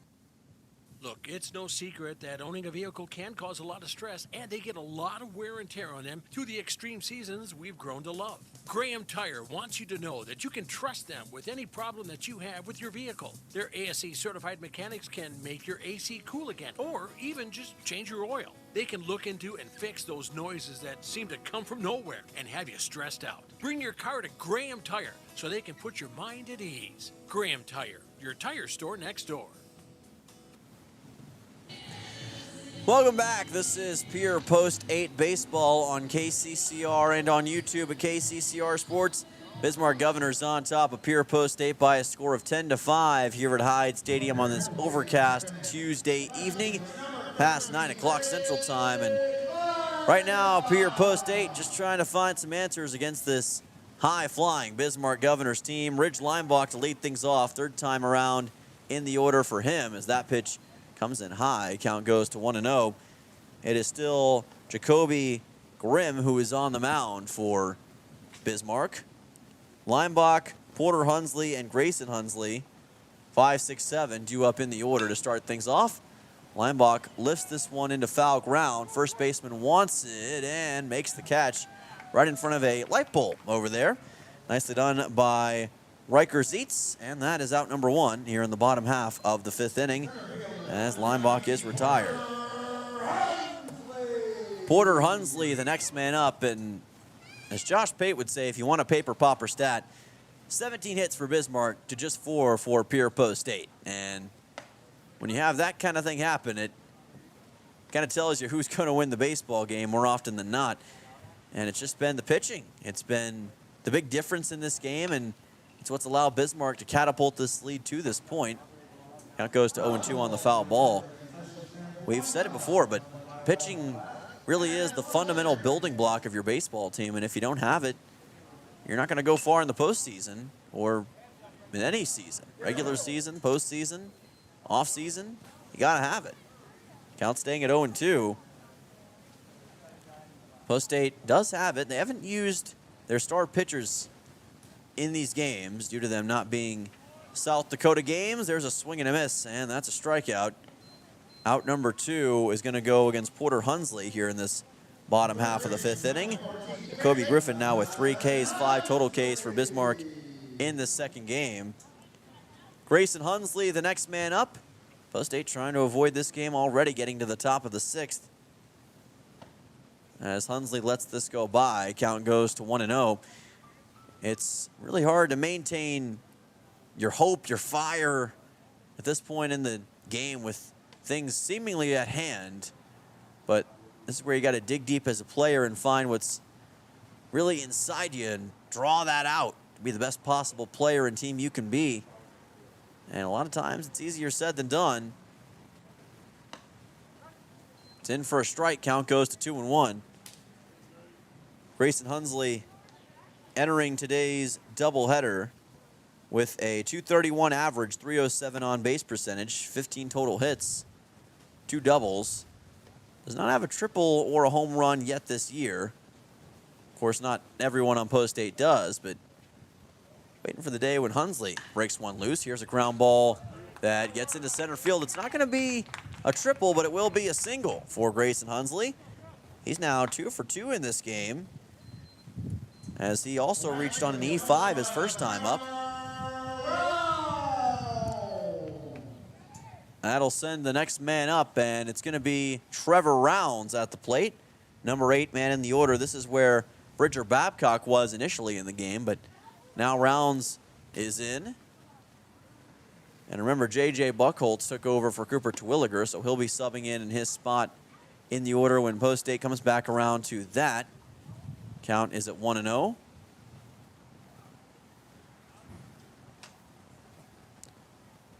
Griffin taking his time right now, or Grimm, I should say. Grimm places that one in high. Count goes to 2-0. As we always say, if you want full recaps of these games, you can get them on kccrradio.com. And feel free to always watch these games back right here on YouTube. We post all of the Post State baseball games right here to the KCCR Sports YouTube page. So don't miss out on all of our great library. Count at 3-0 now. And it's in for a strike. Count goes to 3-1. Nice fastball by Jacoby Grimm. As Trevor Rounds, we haven't talked a whole lot about batting-wise. .235 average on the season, .469 on-base percentage. Is going to reach on a walk. So runners on first and second for Pierre Post State. And Bridger Babcock has now forced 2 walks in this game and has also struck out swinging. So interesting stat line for him. As we'll have Hudson Tosher, the next man up. He has not reached base yet in this game. Struck out swinging and popped one up to first. Jacoby Grimm fires in a high fastball. Counts at 1-0. This, of course, not the only doubleheader taking place tonight in the state of South Dakota. Sioux Falls West and Renner are either just about done or have concluded their doubleheader. Brookings and Watertown playing a doubleheader tonight, and Sioux Falls East and Yankton as well. So some critical South Dakota games on the schedule, games that Post State will want to keep an eye on. And then Thursday, of course, is the big one. Yankton at Renner, Watertown at Sturgis, Aberdeen at Spearfish, Post 22 at Sioux Falls West, Post 320 at Sioux Falls East, and of course, Post 8 taking on Brandon Valley. Count is at 2-2 now. And then there's a lot more on Friday. Post 8 does not play Friday, so they won't have to worry about their own games. That ball's popped up, and the catcher having issue locating it. Post State's going to send a couple runners on to third and second, as it was Weissenberger who couldn't quite find the baseball as it popped up into midair.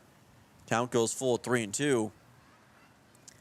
The games you really got to keep an eye on are any that involve Brookings. And the Brookings-Watertown doubleheader today and the Harrisburg-Brookings doubleheader Friday are the ones that Post State, I'm sure, will be paying close attention to.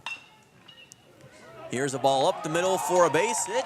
And Post State is going to bring in a couple of runs. And what a shot for Hudson Stosher. And he gets a nice ovation from the crowd. 2-out RBI single here in this inning. And Post State, all of a sudden, they've made it a 10-7 baseball game. So it's a 3-run game just like that. And Hudson Stosher has really turned things around. So that could be the start of something special here in the bottom half of the fifth. We'll see how Post State continues to fight. This could go a long way to showing that, as Dawson Getz will make his way to the plate. A little bit of a meeting on the mound by Bismarck after the fact. And now you wonder if, after maybe being down and out to some degree, if this is kind of that uplifting moment that Pierre Post State needs to kick it into high gear and fight on in the 6th and 7th and maybe come away with a victory here. Of course, that's a lot to say, but you just never know. World of baseball is a crazy place, and you never know what you're going to get.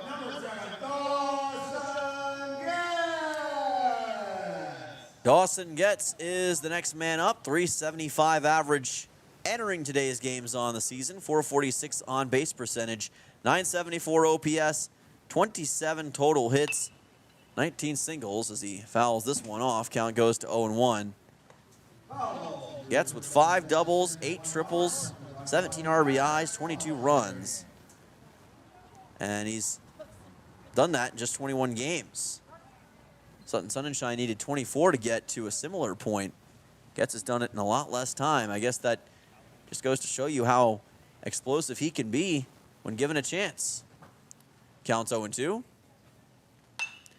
He's going to send one high and deep to right field. Oh, a great catch in right field by Aiden Rakowski. Somehow found a way to get that baseball. Don't know how. Scooped it out of the air, and that'll take us to the top of the 6th. Post State does get an RBI single from Hudson Stosher to make it a 3-run baseball game, but Bismarck still in control, up 10-7. We'll see if that changes in the 6th inning back in 1 minute on KCCR and on YouTube at KCCR Sports. When you bank with First Fidelity, Want technology we solutions? reinvest your deposit right back into our community. We make loans to local families, farms, and small businesses. Community reinvestment is one of our basic purposes. It's vital to the local economy. It also helps grow our community. Stop by one of our branches today. First Fidelity Bank, first-class banking on a first-name basis. Member FDIC and equal housing lender. Online at ffb-sd.com.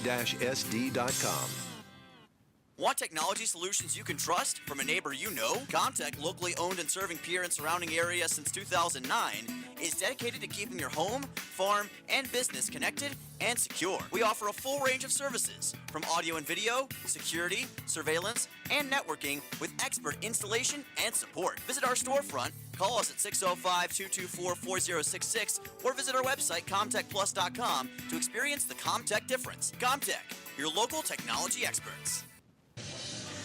Welcome back. This is Pierre Post 8 Baseball on KCCR and on YouTube at KCCR Sports. Top of the 6th inning. Your score 10-7. Bismarck on top of Pierre Post 8. And the 8s trying to find their way back into this game after Hudson Stosher kind of changed the dynamic a little bit in the bottom of the 5th with his 2-run single. Makes this thing feel a little bit more in reach for Pierre Post 8, for lack of a better term. We'll see if they can keep it going. Sutton Sunshine is at the plate, or on the mound, I should say.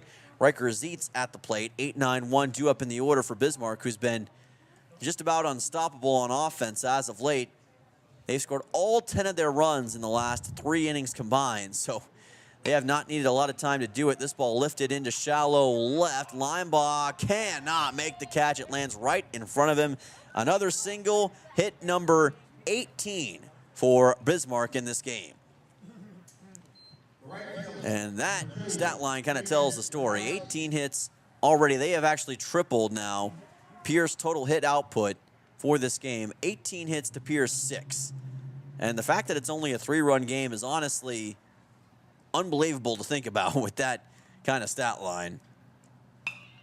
This ball up in the air and fouled. Count goes to 0-1, and it clangs off the tin roof here at Hyde Stadium.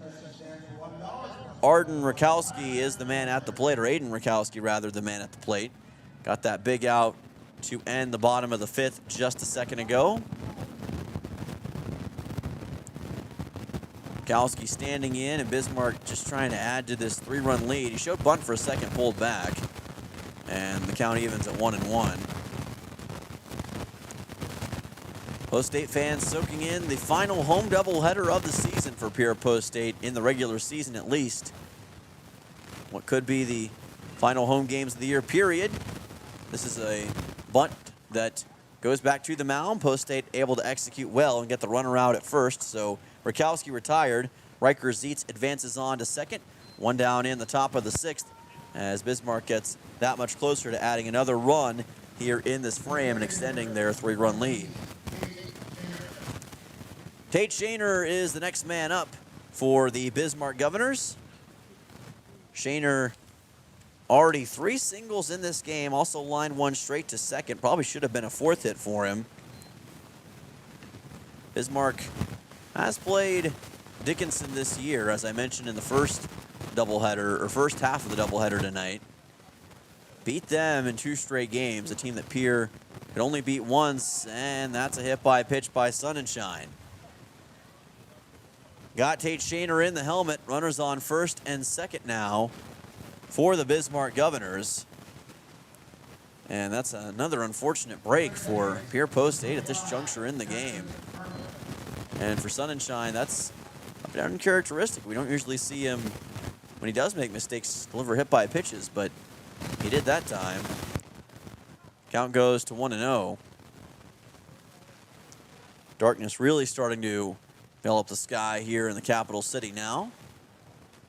Haven't had a proper night game here in quite a while. Usually in the summer, it's still light enough outside when you get done that you can't really call it a night game. But this one's approaching that territory, especially with the overcast skies, really adds to that. Counts 1-1. Primetime baseball always enjoyable here in the state of South Dakota, and especially here in our capital city of Pierre. This ball flown over to left, and Leinbach is right there, barely has to move to make the catch. That is out number 2 here in the top of the 6th. Runners stay at first and second. So Jackson Herman is retired. It'll send on Ben Watson. Watson reached on a walk his last time up, has also reached on a hit by pitch into this game. Was an integral part of game number 1 for Bismarck, helping them to that game 1 win and an 8-5, I was going to say dominant fashion, but it wasn't quite dominant overall. It just felt that way towards the end. This has definitely been much more dominant on paper, despite the fact they're only up 3 runs, which again is pretty hard to believe, but it is the case with how Post State's been able to respond with getting runs at opportune times. And now you wonder if maybe, just maybe, Post State can hold Bismarck at bay here. If you can do that, get to the bottom of the 6th, and you put up a couple more runs, and all of a sudden you're looking at a 1-run game going into the 7th inning, and who knows what can happen there. If you'll remember, Post State was up 5-0 to start this game. Ended up watching that lead dissipate in a heartbeat, but they never have quit on this one. Part of that never give up attitude that Post State, you can tell they wear it on their sleeve every time they get on the baseball diamond, despite whatever the scoreboard may say and whatever the momentum may have you feeling. Counts at 3-1, and that's going to be called for ball 4. Bases juice now for Bismarck, as it's Ben Watson who reaches for the 2nd straight time on a walk. Tanner Grostos is the next man up. He's got 3 singles and a fly ball to left in this game. 3 for 4 for Grosclos, excuse me. Lefty in the order. That's been a bit of a sticking point for Pierre in this game. Part of the reason why Grosclos has been so successful, whether it was Bridger Babcock or Sunshine, it's been tough from that standpoint. Counts 1-0. This is a fly ball into center. Hunsley tracking it, makes the catch, and that's out number 3. So Post State is able to strand 3 runners on base for Bismarck, and the score remains 10-7. Scoreless inning for the Governors. Post State trying to mount a comeback in the bottom of the 6th. We'll see if they can do it. Back in 1 minute on KCCR and on YouTube, KCCR Sports. Hey, yo, Speedo's Lawn Care. Hello. Say, my yard's in rough shape. It's got weeds, brown spots, and crabgrass. Yeah, no problemo. What shade of green you need? We got 31 shades of green over here. Even the latest shade of septic tank grass green. That one just naturally gives off a glow. Call the professionals at True Green. They know how to get your lawn healthy and keep it healthy. They guarantee it. All technicians are trained and certified. Call True Green, 224-1916. When you're looking for quality trash pickup services, look no further than Envirotech. 6 days a week, their trucks are on the road picking up trash, even holidays. They're also the place to contact for recycling services. Their friendly, professional staff is ready to assist with weekly pickups or even special pickups. Check out the website at EnvirotechWaste.com. Envirotech is locally operated. Call 224-4804. Envirotech Waste Services in Pierre, proud to support high school athletics. Welcome back. This is Pierre Post 8 Baseball on KCCR and on YouTube at KCCR Sports. Dylan Simmons on the call. Your scoreboard on YouTube, as always, is courtesy of the American Family Insurance Brittany Shufflebind scoreboard. Thank you, Brittany and American Family Insurance, for sponsoring our scoreboard each and every game. 10-7, Bismarck Governors on top of the Pierre Post 8 8s.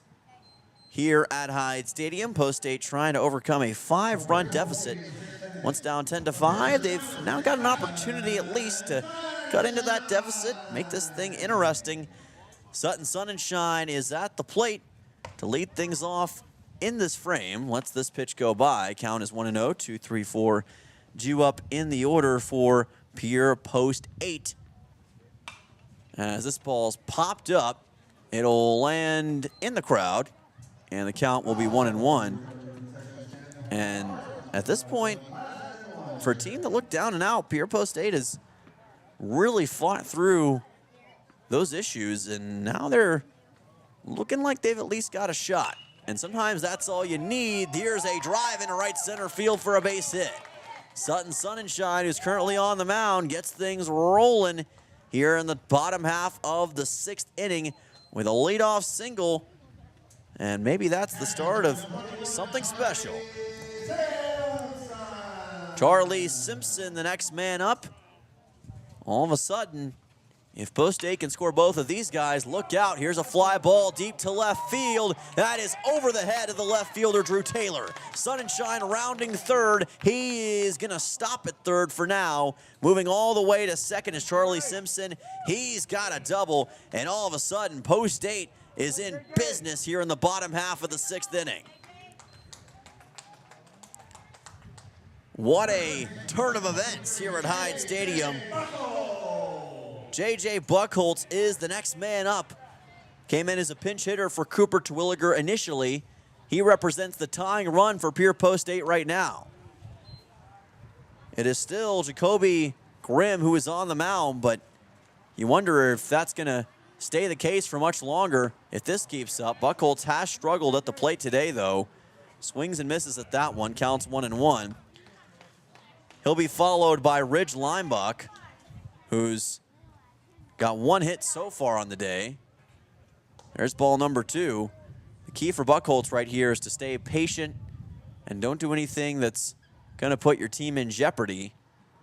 Just understanding the circumstances. That's a strike. Count goes to 2-2.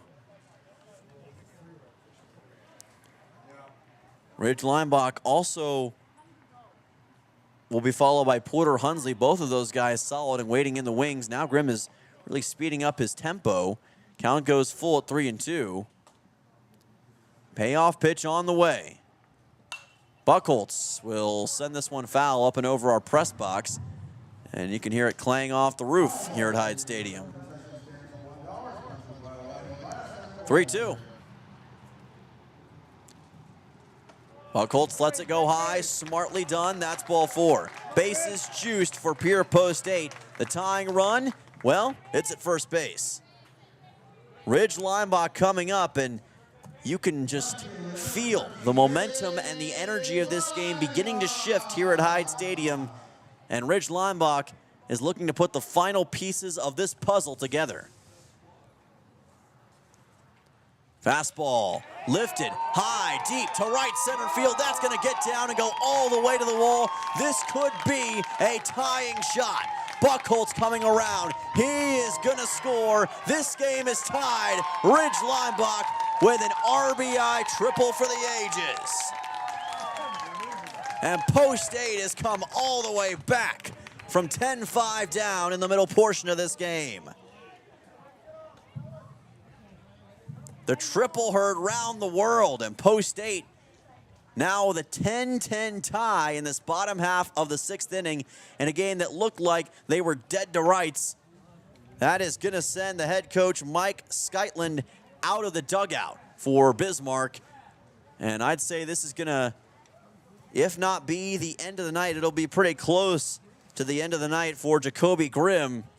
Looks like he's going to stay in for now, but what a stunner here in the late going. Post State, I don't know if anyone expected this sort of turn of events, but we've said it before, this team does not quit on a game until every single out has been recorded. And Post State kept with it, found a way through, and now they've got themselves at a 10-10 tie in what's been one of the better games, I'd say, this season. You know what? It doesn't count for South Dakota standings, but don't tell these players that. They're playing for a lot more than just a simple W in the win column. They are looking for pride to go out strong here at home and to not let a doubleheader sweep happen in their final home doubleheader of the season. And they're set up in position to take the lead with Porter Hunsley at the plate as he fouls this one back, counts 0-1. Grimm is going to stay in the game. Hunsley, shockingly enough, does not have a hit yet. He's 0 for 3 so far. 0 for 2, I should say, with a walk. Hunsley sends this one fair. It got through the third base line. Here comes Leimbach. He scores. Porter Hunsley with a game-leading RBI double for Pierre Post-State. It is 11-10 here at Hyde Stadium. I don't know how that ball managed to stay fair along the third base line, but it did, and Pierre Post-State has done it. Grayson Hunsley, the next man up. What a turn of events for Hunsley. And now it looks like Skytland is going to make his way out of the dugout, and I'd say this is going to be the likely end of the night for his pitcher, Jacoby Grimm. And it looks like he will hand over the baseball. So after a 10-5 advantage for Bismarck, that is quickly evaporated thanks to the relentless oxygen that this Pierre Post-State offense has generated, for lack of a better term. It's been unbelievable what they've been able to accomplish, and it's been done through just consistent hitting and a couple of good frames. That's all it took. 2 in the bottom half of the 5th, 4 in the bottom half of the 6th here. All of a sudden, you're right back in the lead. And after being held scoreless in the 3rd and the 4th, the Pierre Post-State offense has awoken in a big way. So the new man on the mound is Ben Watson for Bismarck. He was initially working as the third baseman in this game. We'll see how that affects the defensive alignment for Bismarck, but obviously there will likely be some changes. But right now, Post-State, they could probably care less about that. They have the lead, and they are trying to hold on to it here at home to get one final home memory for these fans here at Hyde Stadium in 2025. And what a memory this would be if they managed to come away with the victory. If you're just joining us here on KCCR and on YouTube at KCCR Sports, this has been nothing short of a sensational game between Pierre Post-State and the Bismarck Governors here at Hyde Stadium.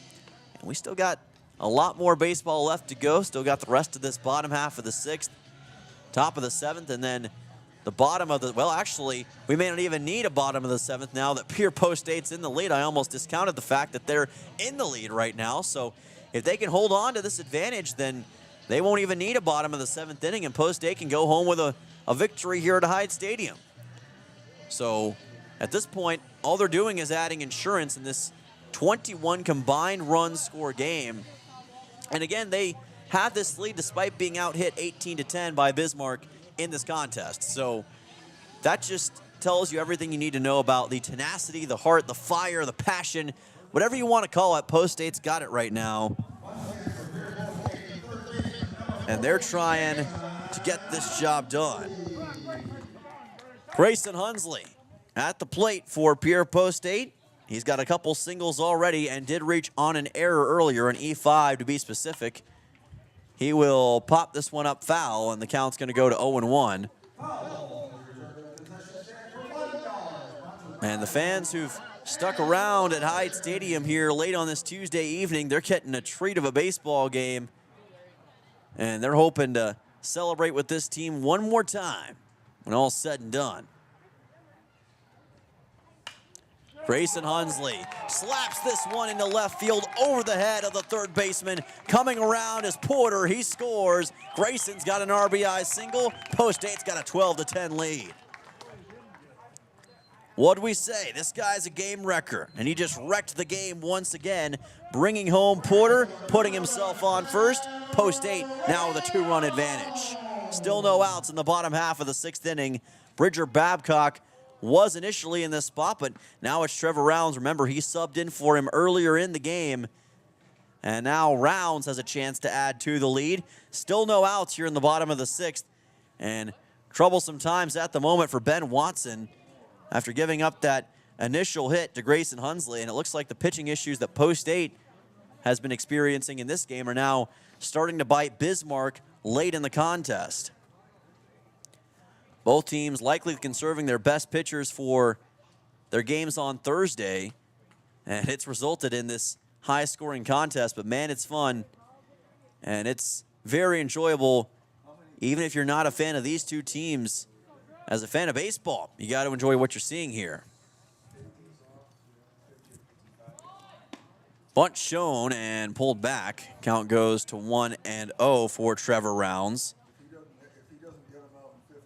Hudson Stosher will be the next man up. Remember, he had a 2 RBI single his last time up that kind of started this comeback attempt in the bottom half of the 5th inning.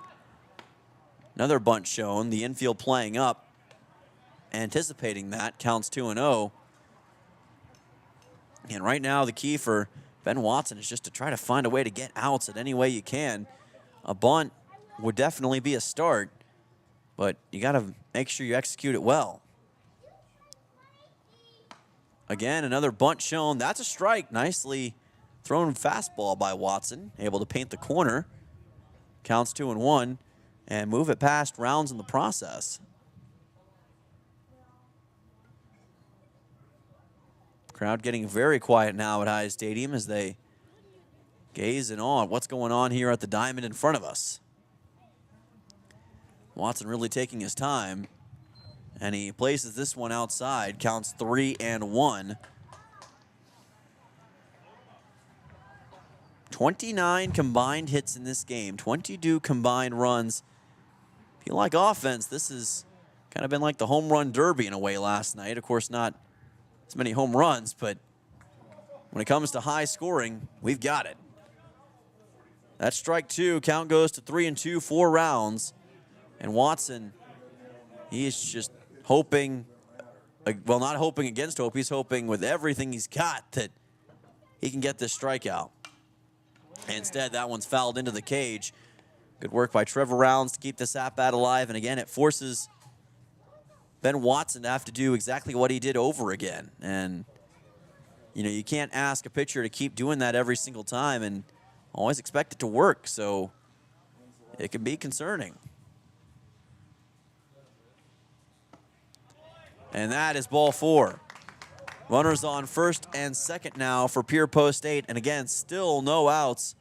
Trevor Rounds forcing yet another walk. Hudson Stosher, the next man up, and after forcing a full count, that's got to be really demoralizing as a pitcher. You go through all of that only to watch as the batter ends up getting to first anyway on a walk. That's not the way you want to give it up. If I was a pitcher, I'd rather just give up a hit in that case, but obviously in that spot, you got what you got, and sometimes is the way it is. Bunt shown and put down. Let's see how they handle this. Throw to first is going to be in time, but Post 8 able to get 2 runners in scoring position as a result. 1 out here in the bottom half of the 6th inning as Rounds and Hunsley move on to second and third. Hudson Stosher taken out on the bunt, but the sac bunt does its job, and that'll bring us to the top of the order to Dawson Getz. And Getz, he's been looking for that signature swing in this game. He's already got a couple of hits, double and a single. This pitch comes in low, but it's in for a strike. Counts 0-1. If Post 8 can put themselves on top by 4 runs or so, you feel like at that point it's just about over. Of course, don't know for sure in this game, but you get that feeling, right? As that one is fouled over to the right side. Counts 0-2. Darkness overtaking the skies here in the capital city. Been playing since 5 o'clock today here at Hyde Stadium. Both games running long. Not that we're complaining. Here's a chopper right back to the mound. The comebacker is thrown to first. That will be out number 2. And it was fortunate for Bismarck because it kept both Post 8 runners on base and allowed for a big second out. Pitcher Sutton Sonnenschein is the next man up. And if Bismarck can hold Pierre to a 12-10 advantage, you feel a lot better about it going into the top of the 7th if you want to extend this game. But it's in the hands of Ben Watson and this Bismarck defense. There's a strike, counts 0-1. Seems like Watson's starting to settle in just a little bit as this game continues on. Maybe starting to get that rhythm that he lacked in the earlier portion of his time as pitcher. But that one is going to get past the catcher. Here comes run number 13 for Pierre, post 8. 13-10 advantage as the runner at third base for Pierre. Grayson Hunsley ends up coming home. It's Trevor Rounds now at third, and still just 2 outs here in this bottom half of the 6th inning. Counts now 1-1. Sutton Sonnenschein trying to send a high fly ball deep to left field, and it is out of here. And that might end this one. Sutton Sonnenschein with a massive 2-run blast over the left field wall. His first home run of the season for what may be the best batter on this Pierre Post 8 baseball team. A 15-10 advantage to cap a marvelous offensive stretch here in the last 2 frames. 10 combined runs for Pierre Post 8 in the 5th and 6th.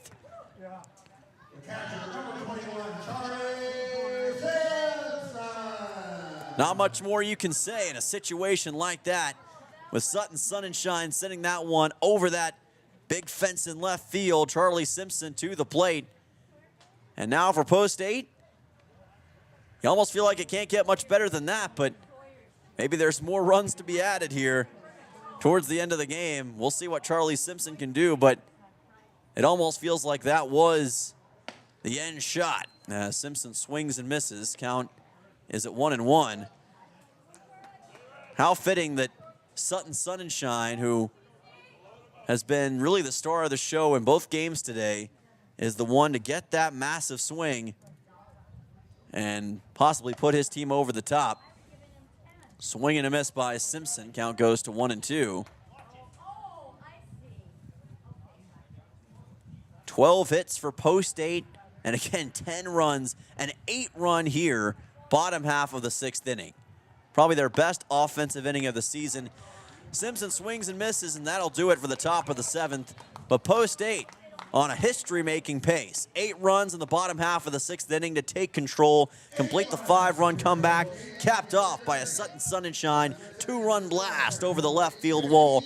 Post 8 3 outs away from a miraculous victory at home. We'll see if they can wrap it up in 1 minute's time on KCCR and on YouTube at KCCR Sports.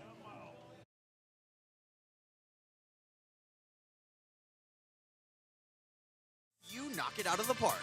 For over 130 years, we've been providing trusted legal expertise in business, family law, criminal defense, and more.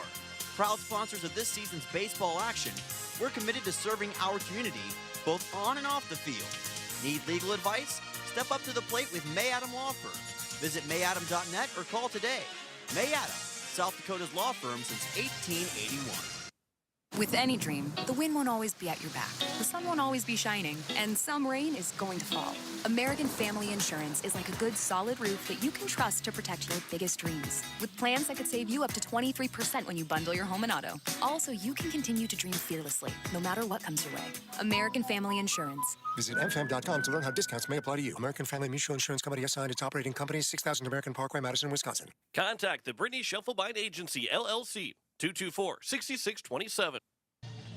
Welcome back to Pierre Post 8 Baseball on KCCR. Where have you been if you haven't tuned in yet? You missed a heck of a game between Pierre Post 8 and the Bismarck Governors. And yes, that scoreboard is not live, 15-10. Thank you, Brittany Shufflebine and the American Family Insurance Brittany Shufflebine Agency for sponsoring our scoreboard this night and all nights here on KCCR. And I'll tell you what, this has been an incredible game. Post 8 and the Governors. Post 8 with 10 combined runs in the 5th and 6th innings to take this 15-10 lead, including a Sutton Sonnenschein 2-run home run just a second ago. Now Bismarck trying to find just a little bit, maybe cut into this 5-run deficit. Sutton Sunshine, the man who just got the home run, trying to put it away from the mound, and he delivers a strike to start things off in the top of the 7th. Count goes to 0-1.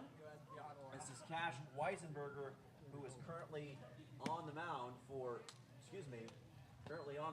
for Pierre Post-8. Apologies for the mic difficulties there for just a second. I don't think I unmuted myself at the start. Count is at 1-1. And that pitch comes in high. Count at 2-1 now.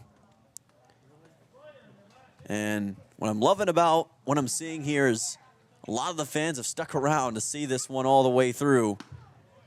Some devoted fans here at Hyde Stadium, despite this one running late. You can tell they love their Pierre Post-8 baseball, and with this being the final home doubleheader of the season, got to make the most of it. That one fouled back. Count goes to 3-2, and it again clangs hard off the roof here at Hyde Stadium. Stay tuned after the conclusion of this one. We will have a recap of Game 2 right here with our KCCR Sports postgame show. Make sure not to miss that coming up in just a bit. Payoff pitch. Sunshine places it high for ball 4. Runner on first here for Bismarck. So Cash Weisenberger moves on to first base. And hey, in this kind of game, don't count your eggs before they hatch. This game could be far from over with what we've seen as of late. Cooper Miller is the next man up. He's already managed a couple of RBIs, and he's 4 for 4 on the night so far. Every time it's been a single. Almost a hit by a pitch that time as it went just to the left of him. Count goes to 1-0. A combined 30 hits in this game now. 25 combined runs. That pitch is high, counts 2-0. And the key for Sutton Sunshine here is just finding that zone consistently, which has been somewhat problematic at points. Here's a chopper left side. Hunsley cannot locate the baseball. It goes off of his glove. And we've got runners at first and second now for Bismarck. So Hunsley unable to find that thing. We're going to chalk that one up as a hit, it looks like. So a single for Cooper Miller. He's now 5 for 5 in this game. What a performance for Cooper Miller. Left fielder, number 10, Drew Taylor. Drew Taylor, the next man up, and that should lead to 19 hits now for Bismarck, and it will in this game. They could get 20 hits before this game is all said and done and still lose, which, again, I know I've been saying that a lot, but it's just wild to consider those stats. Drew Taylor, the next man up, as Simpson and Sunshine have a brief conversation. Taylor's been one of the quieter players in this game, and he still got 2 singles, so that shows you what quiet really means in a game like this. Pitch is high, counts 1-0, but still with no outs in this spot. If you're Bismarck, you feel like you're still in position to possibly make this thing interesting and maybe, just maybe, get in position to bring this game to the bottom of the 7th and keep our night rolling. With what we've seen, who knows? Counts at 2-0. Sunshine keeping an eye at second. Fastball high in the air for ball number 3. Sunshine in danger of loading the bases right here if he issues yet another ball. Gonna have to be careful. And that is a much needed strike. Count goes to 3-1. There was a brief gust of wind for just a second. And again, the colder temperatures adding to the mood already in this ballpark, and that is going to be a walk. So the bases are loaded now. And if you're Post-8 and River Iverson, I feel like you got to address this, and that's what he's going to do. The question is, do you keep Sunshine in, or do you try to bring in somebody else? That's what we're going to find out. Looks like Iverson wants to at least have a conversation. Right now, the main goal is just to win this game by any means, whatever that takes. Calling over some of the other players. Looks like Iverson is going to keep Sunshine in, but I'd imagine that if things go south here all of a sudden, we will see a new pitcher likely on the plate, or on the mound, I should say. Probably somebody who's already on the field. Could be Dawson Getz, considering his experience as a pitcher this season. Wouldn't be shocked if that's the case, but time will tell on that front. Riker Zietz is the next man up as that pitch comes in high. Count goes to 1-0. No room for error here with the bases juiced. This ball will be fouled, and the count goes to 1-1.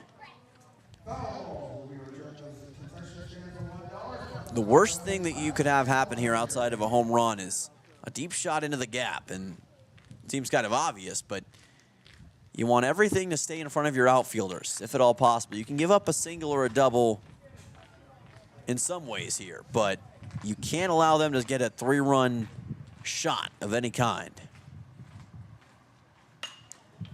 This could be a chance at that. Here's a fly ball to center, sends Hunsley back. He does make the catch. Tagging and scoring from third base for Bismarck will be Cash Weisenberger, so he comes home to score. It's now a 15-11 baseball game, 1 out here in the top of the 7th. Runners at first and second for the Governors. Aiden Rakowski, the next man up, so that's going to be a sacrifice fly for Riker Zietz. Rakowski, will send one into left. Leinbach races over to make a great catch for out number 2. One of the best catches of the night, and Ridge Leinbach, who's already made a bunch of sensational plays, adds another one to his catalog right there in what could be his final home game in a post-state baseball uniform. We go back to the top of the order.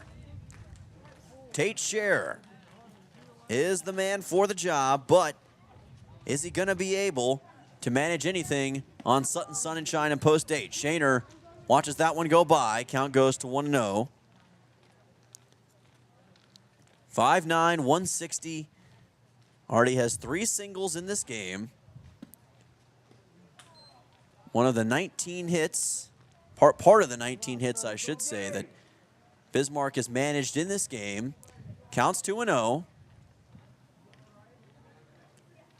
Fastball wide. Count goes to 3-0, and Sunshine in danger of loading the bases once again, which would put the tying run at home plate.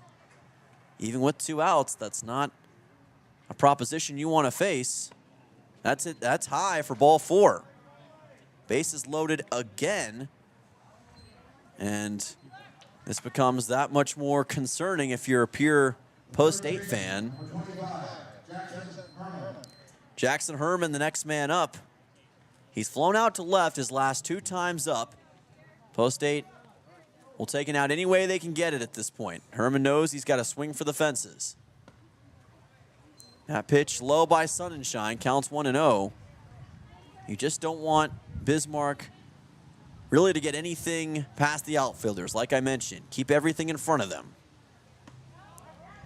That's a strike, counts 1-1, and you know that Herman is going to be doing everything he can to send one over the fence if he can find a way. 1-1 pitch, and that's ruled just outside the zone, counts 2-1. Home plate umpire looking right at it, said it was outside.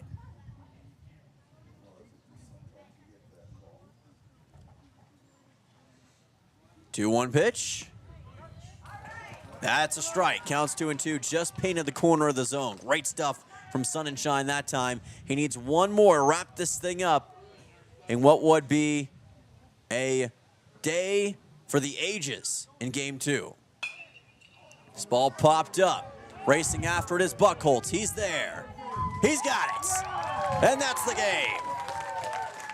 The final home game of 2025 could not have been any more dramatic or any more sensational for Pierre Post-8, taking an initial 5-0 lead, then giving up 10 unanswered runs before then managing 10 unanswered runs of their own to come away with a 15-11 win here at home against the Bismarck Governors in one of the most sensational games we've seen all season long.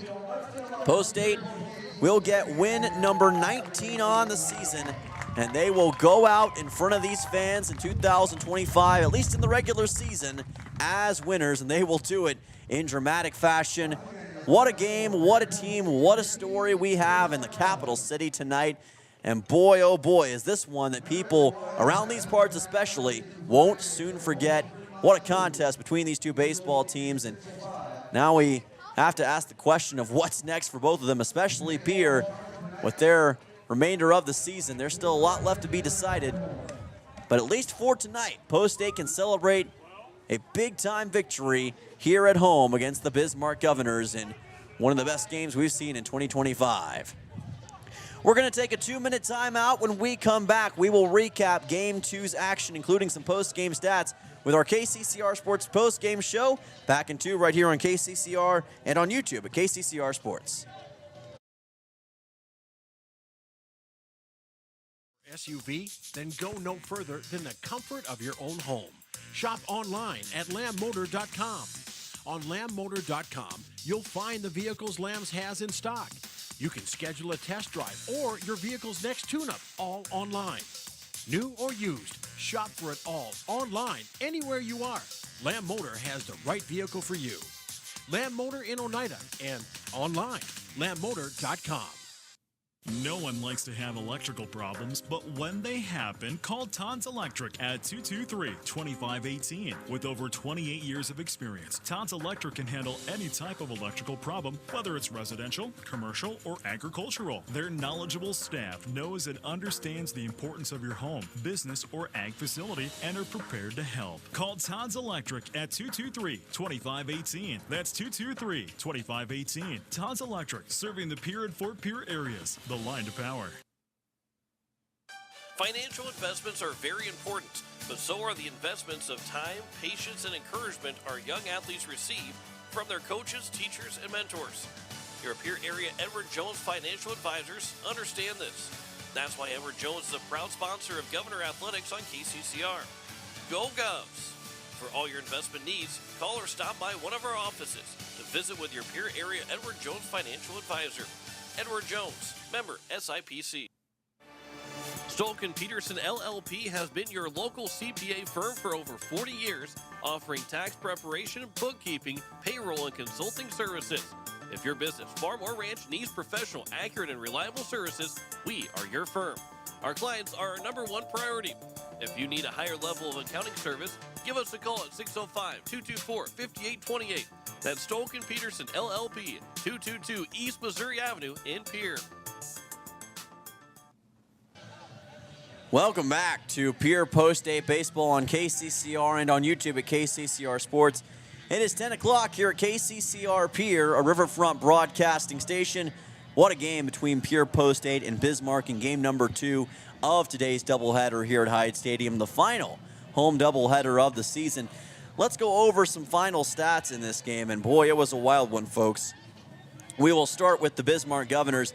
They had 19 combined hits in this game, still somehow lost, including Cooper Miller going a perfect 5 for 5. He had 3 RBIs in this game. Of course, you had Grosclos with 3 hits as well. Shaner with 2 hits. Herman with 2 hits as well and 1 RBI. 3 RBI performance from Miller, by the way. And Zeitz ended up having 3 RBIs in this game as well for Bismarck. They were on top by a score of 10-5 at one point, but couldn't stop the 10 unanswered runs late by Pierre Post State. Player of the game, if there had to be one for Pierre, I mean, you could go a lot of different ways on this, but personally, I would say Sutton Sunshine, 2 hits, including a 2-run home run over the left field wall that gave Pierre runs number 14 and 15 on this game. 3 RBIs, 2 hits, 3 runs. Dawson Getz, 2 hits, 1 RBI as well. A 4 RBI performance from Ridge Leimbach. Kind of a quiet 4 RBIs considering all that happened in this game, but he was able to get that as well. Grayson Hunsley with an RBI and 3 hits to go along with his. And Hudson Stosher, don't underestimate that 2-run single he got in the bottom half of the 5th inning. That really started this comeback attempt for Pierre Post State, which would turn out to be successful and lead to this dramatic 15-11 win here in game number 2 over the Bismarck Governors. What a game here tonight between the Govs and Pierre Post State. That's going to do it for their home slate this season, but they're not done for the 2025 regular season quite yet. They will go on the road to take on Brandon Valley on Thursday afternoon. John Winkler will be on the call as Post State looks to find their way back here to Hyde Stadium for a regional home game. But if they're going to do so, they'll need to get at least 1 or 2 wins over Brandon Valley on Thursday. Make sure you tune in to coverage for that game. Those games, I should say, starting at 2:45 right here on your Riverfront Broadcasting Station. As for tonight's games, that is going to do it. So for Eliza back at the station, for all of you listening in, I am Dylan Simmons saying so long from Hyde Stadium, where your final score in game number 2 is Pierre 15, Bismarck 11. We'll be back with more post-state baseball very, very soon. And tune into the KCCR morning show tomorrow, bright and early at 6 a.m. So long, and we'll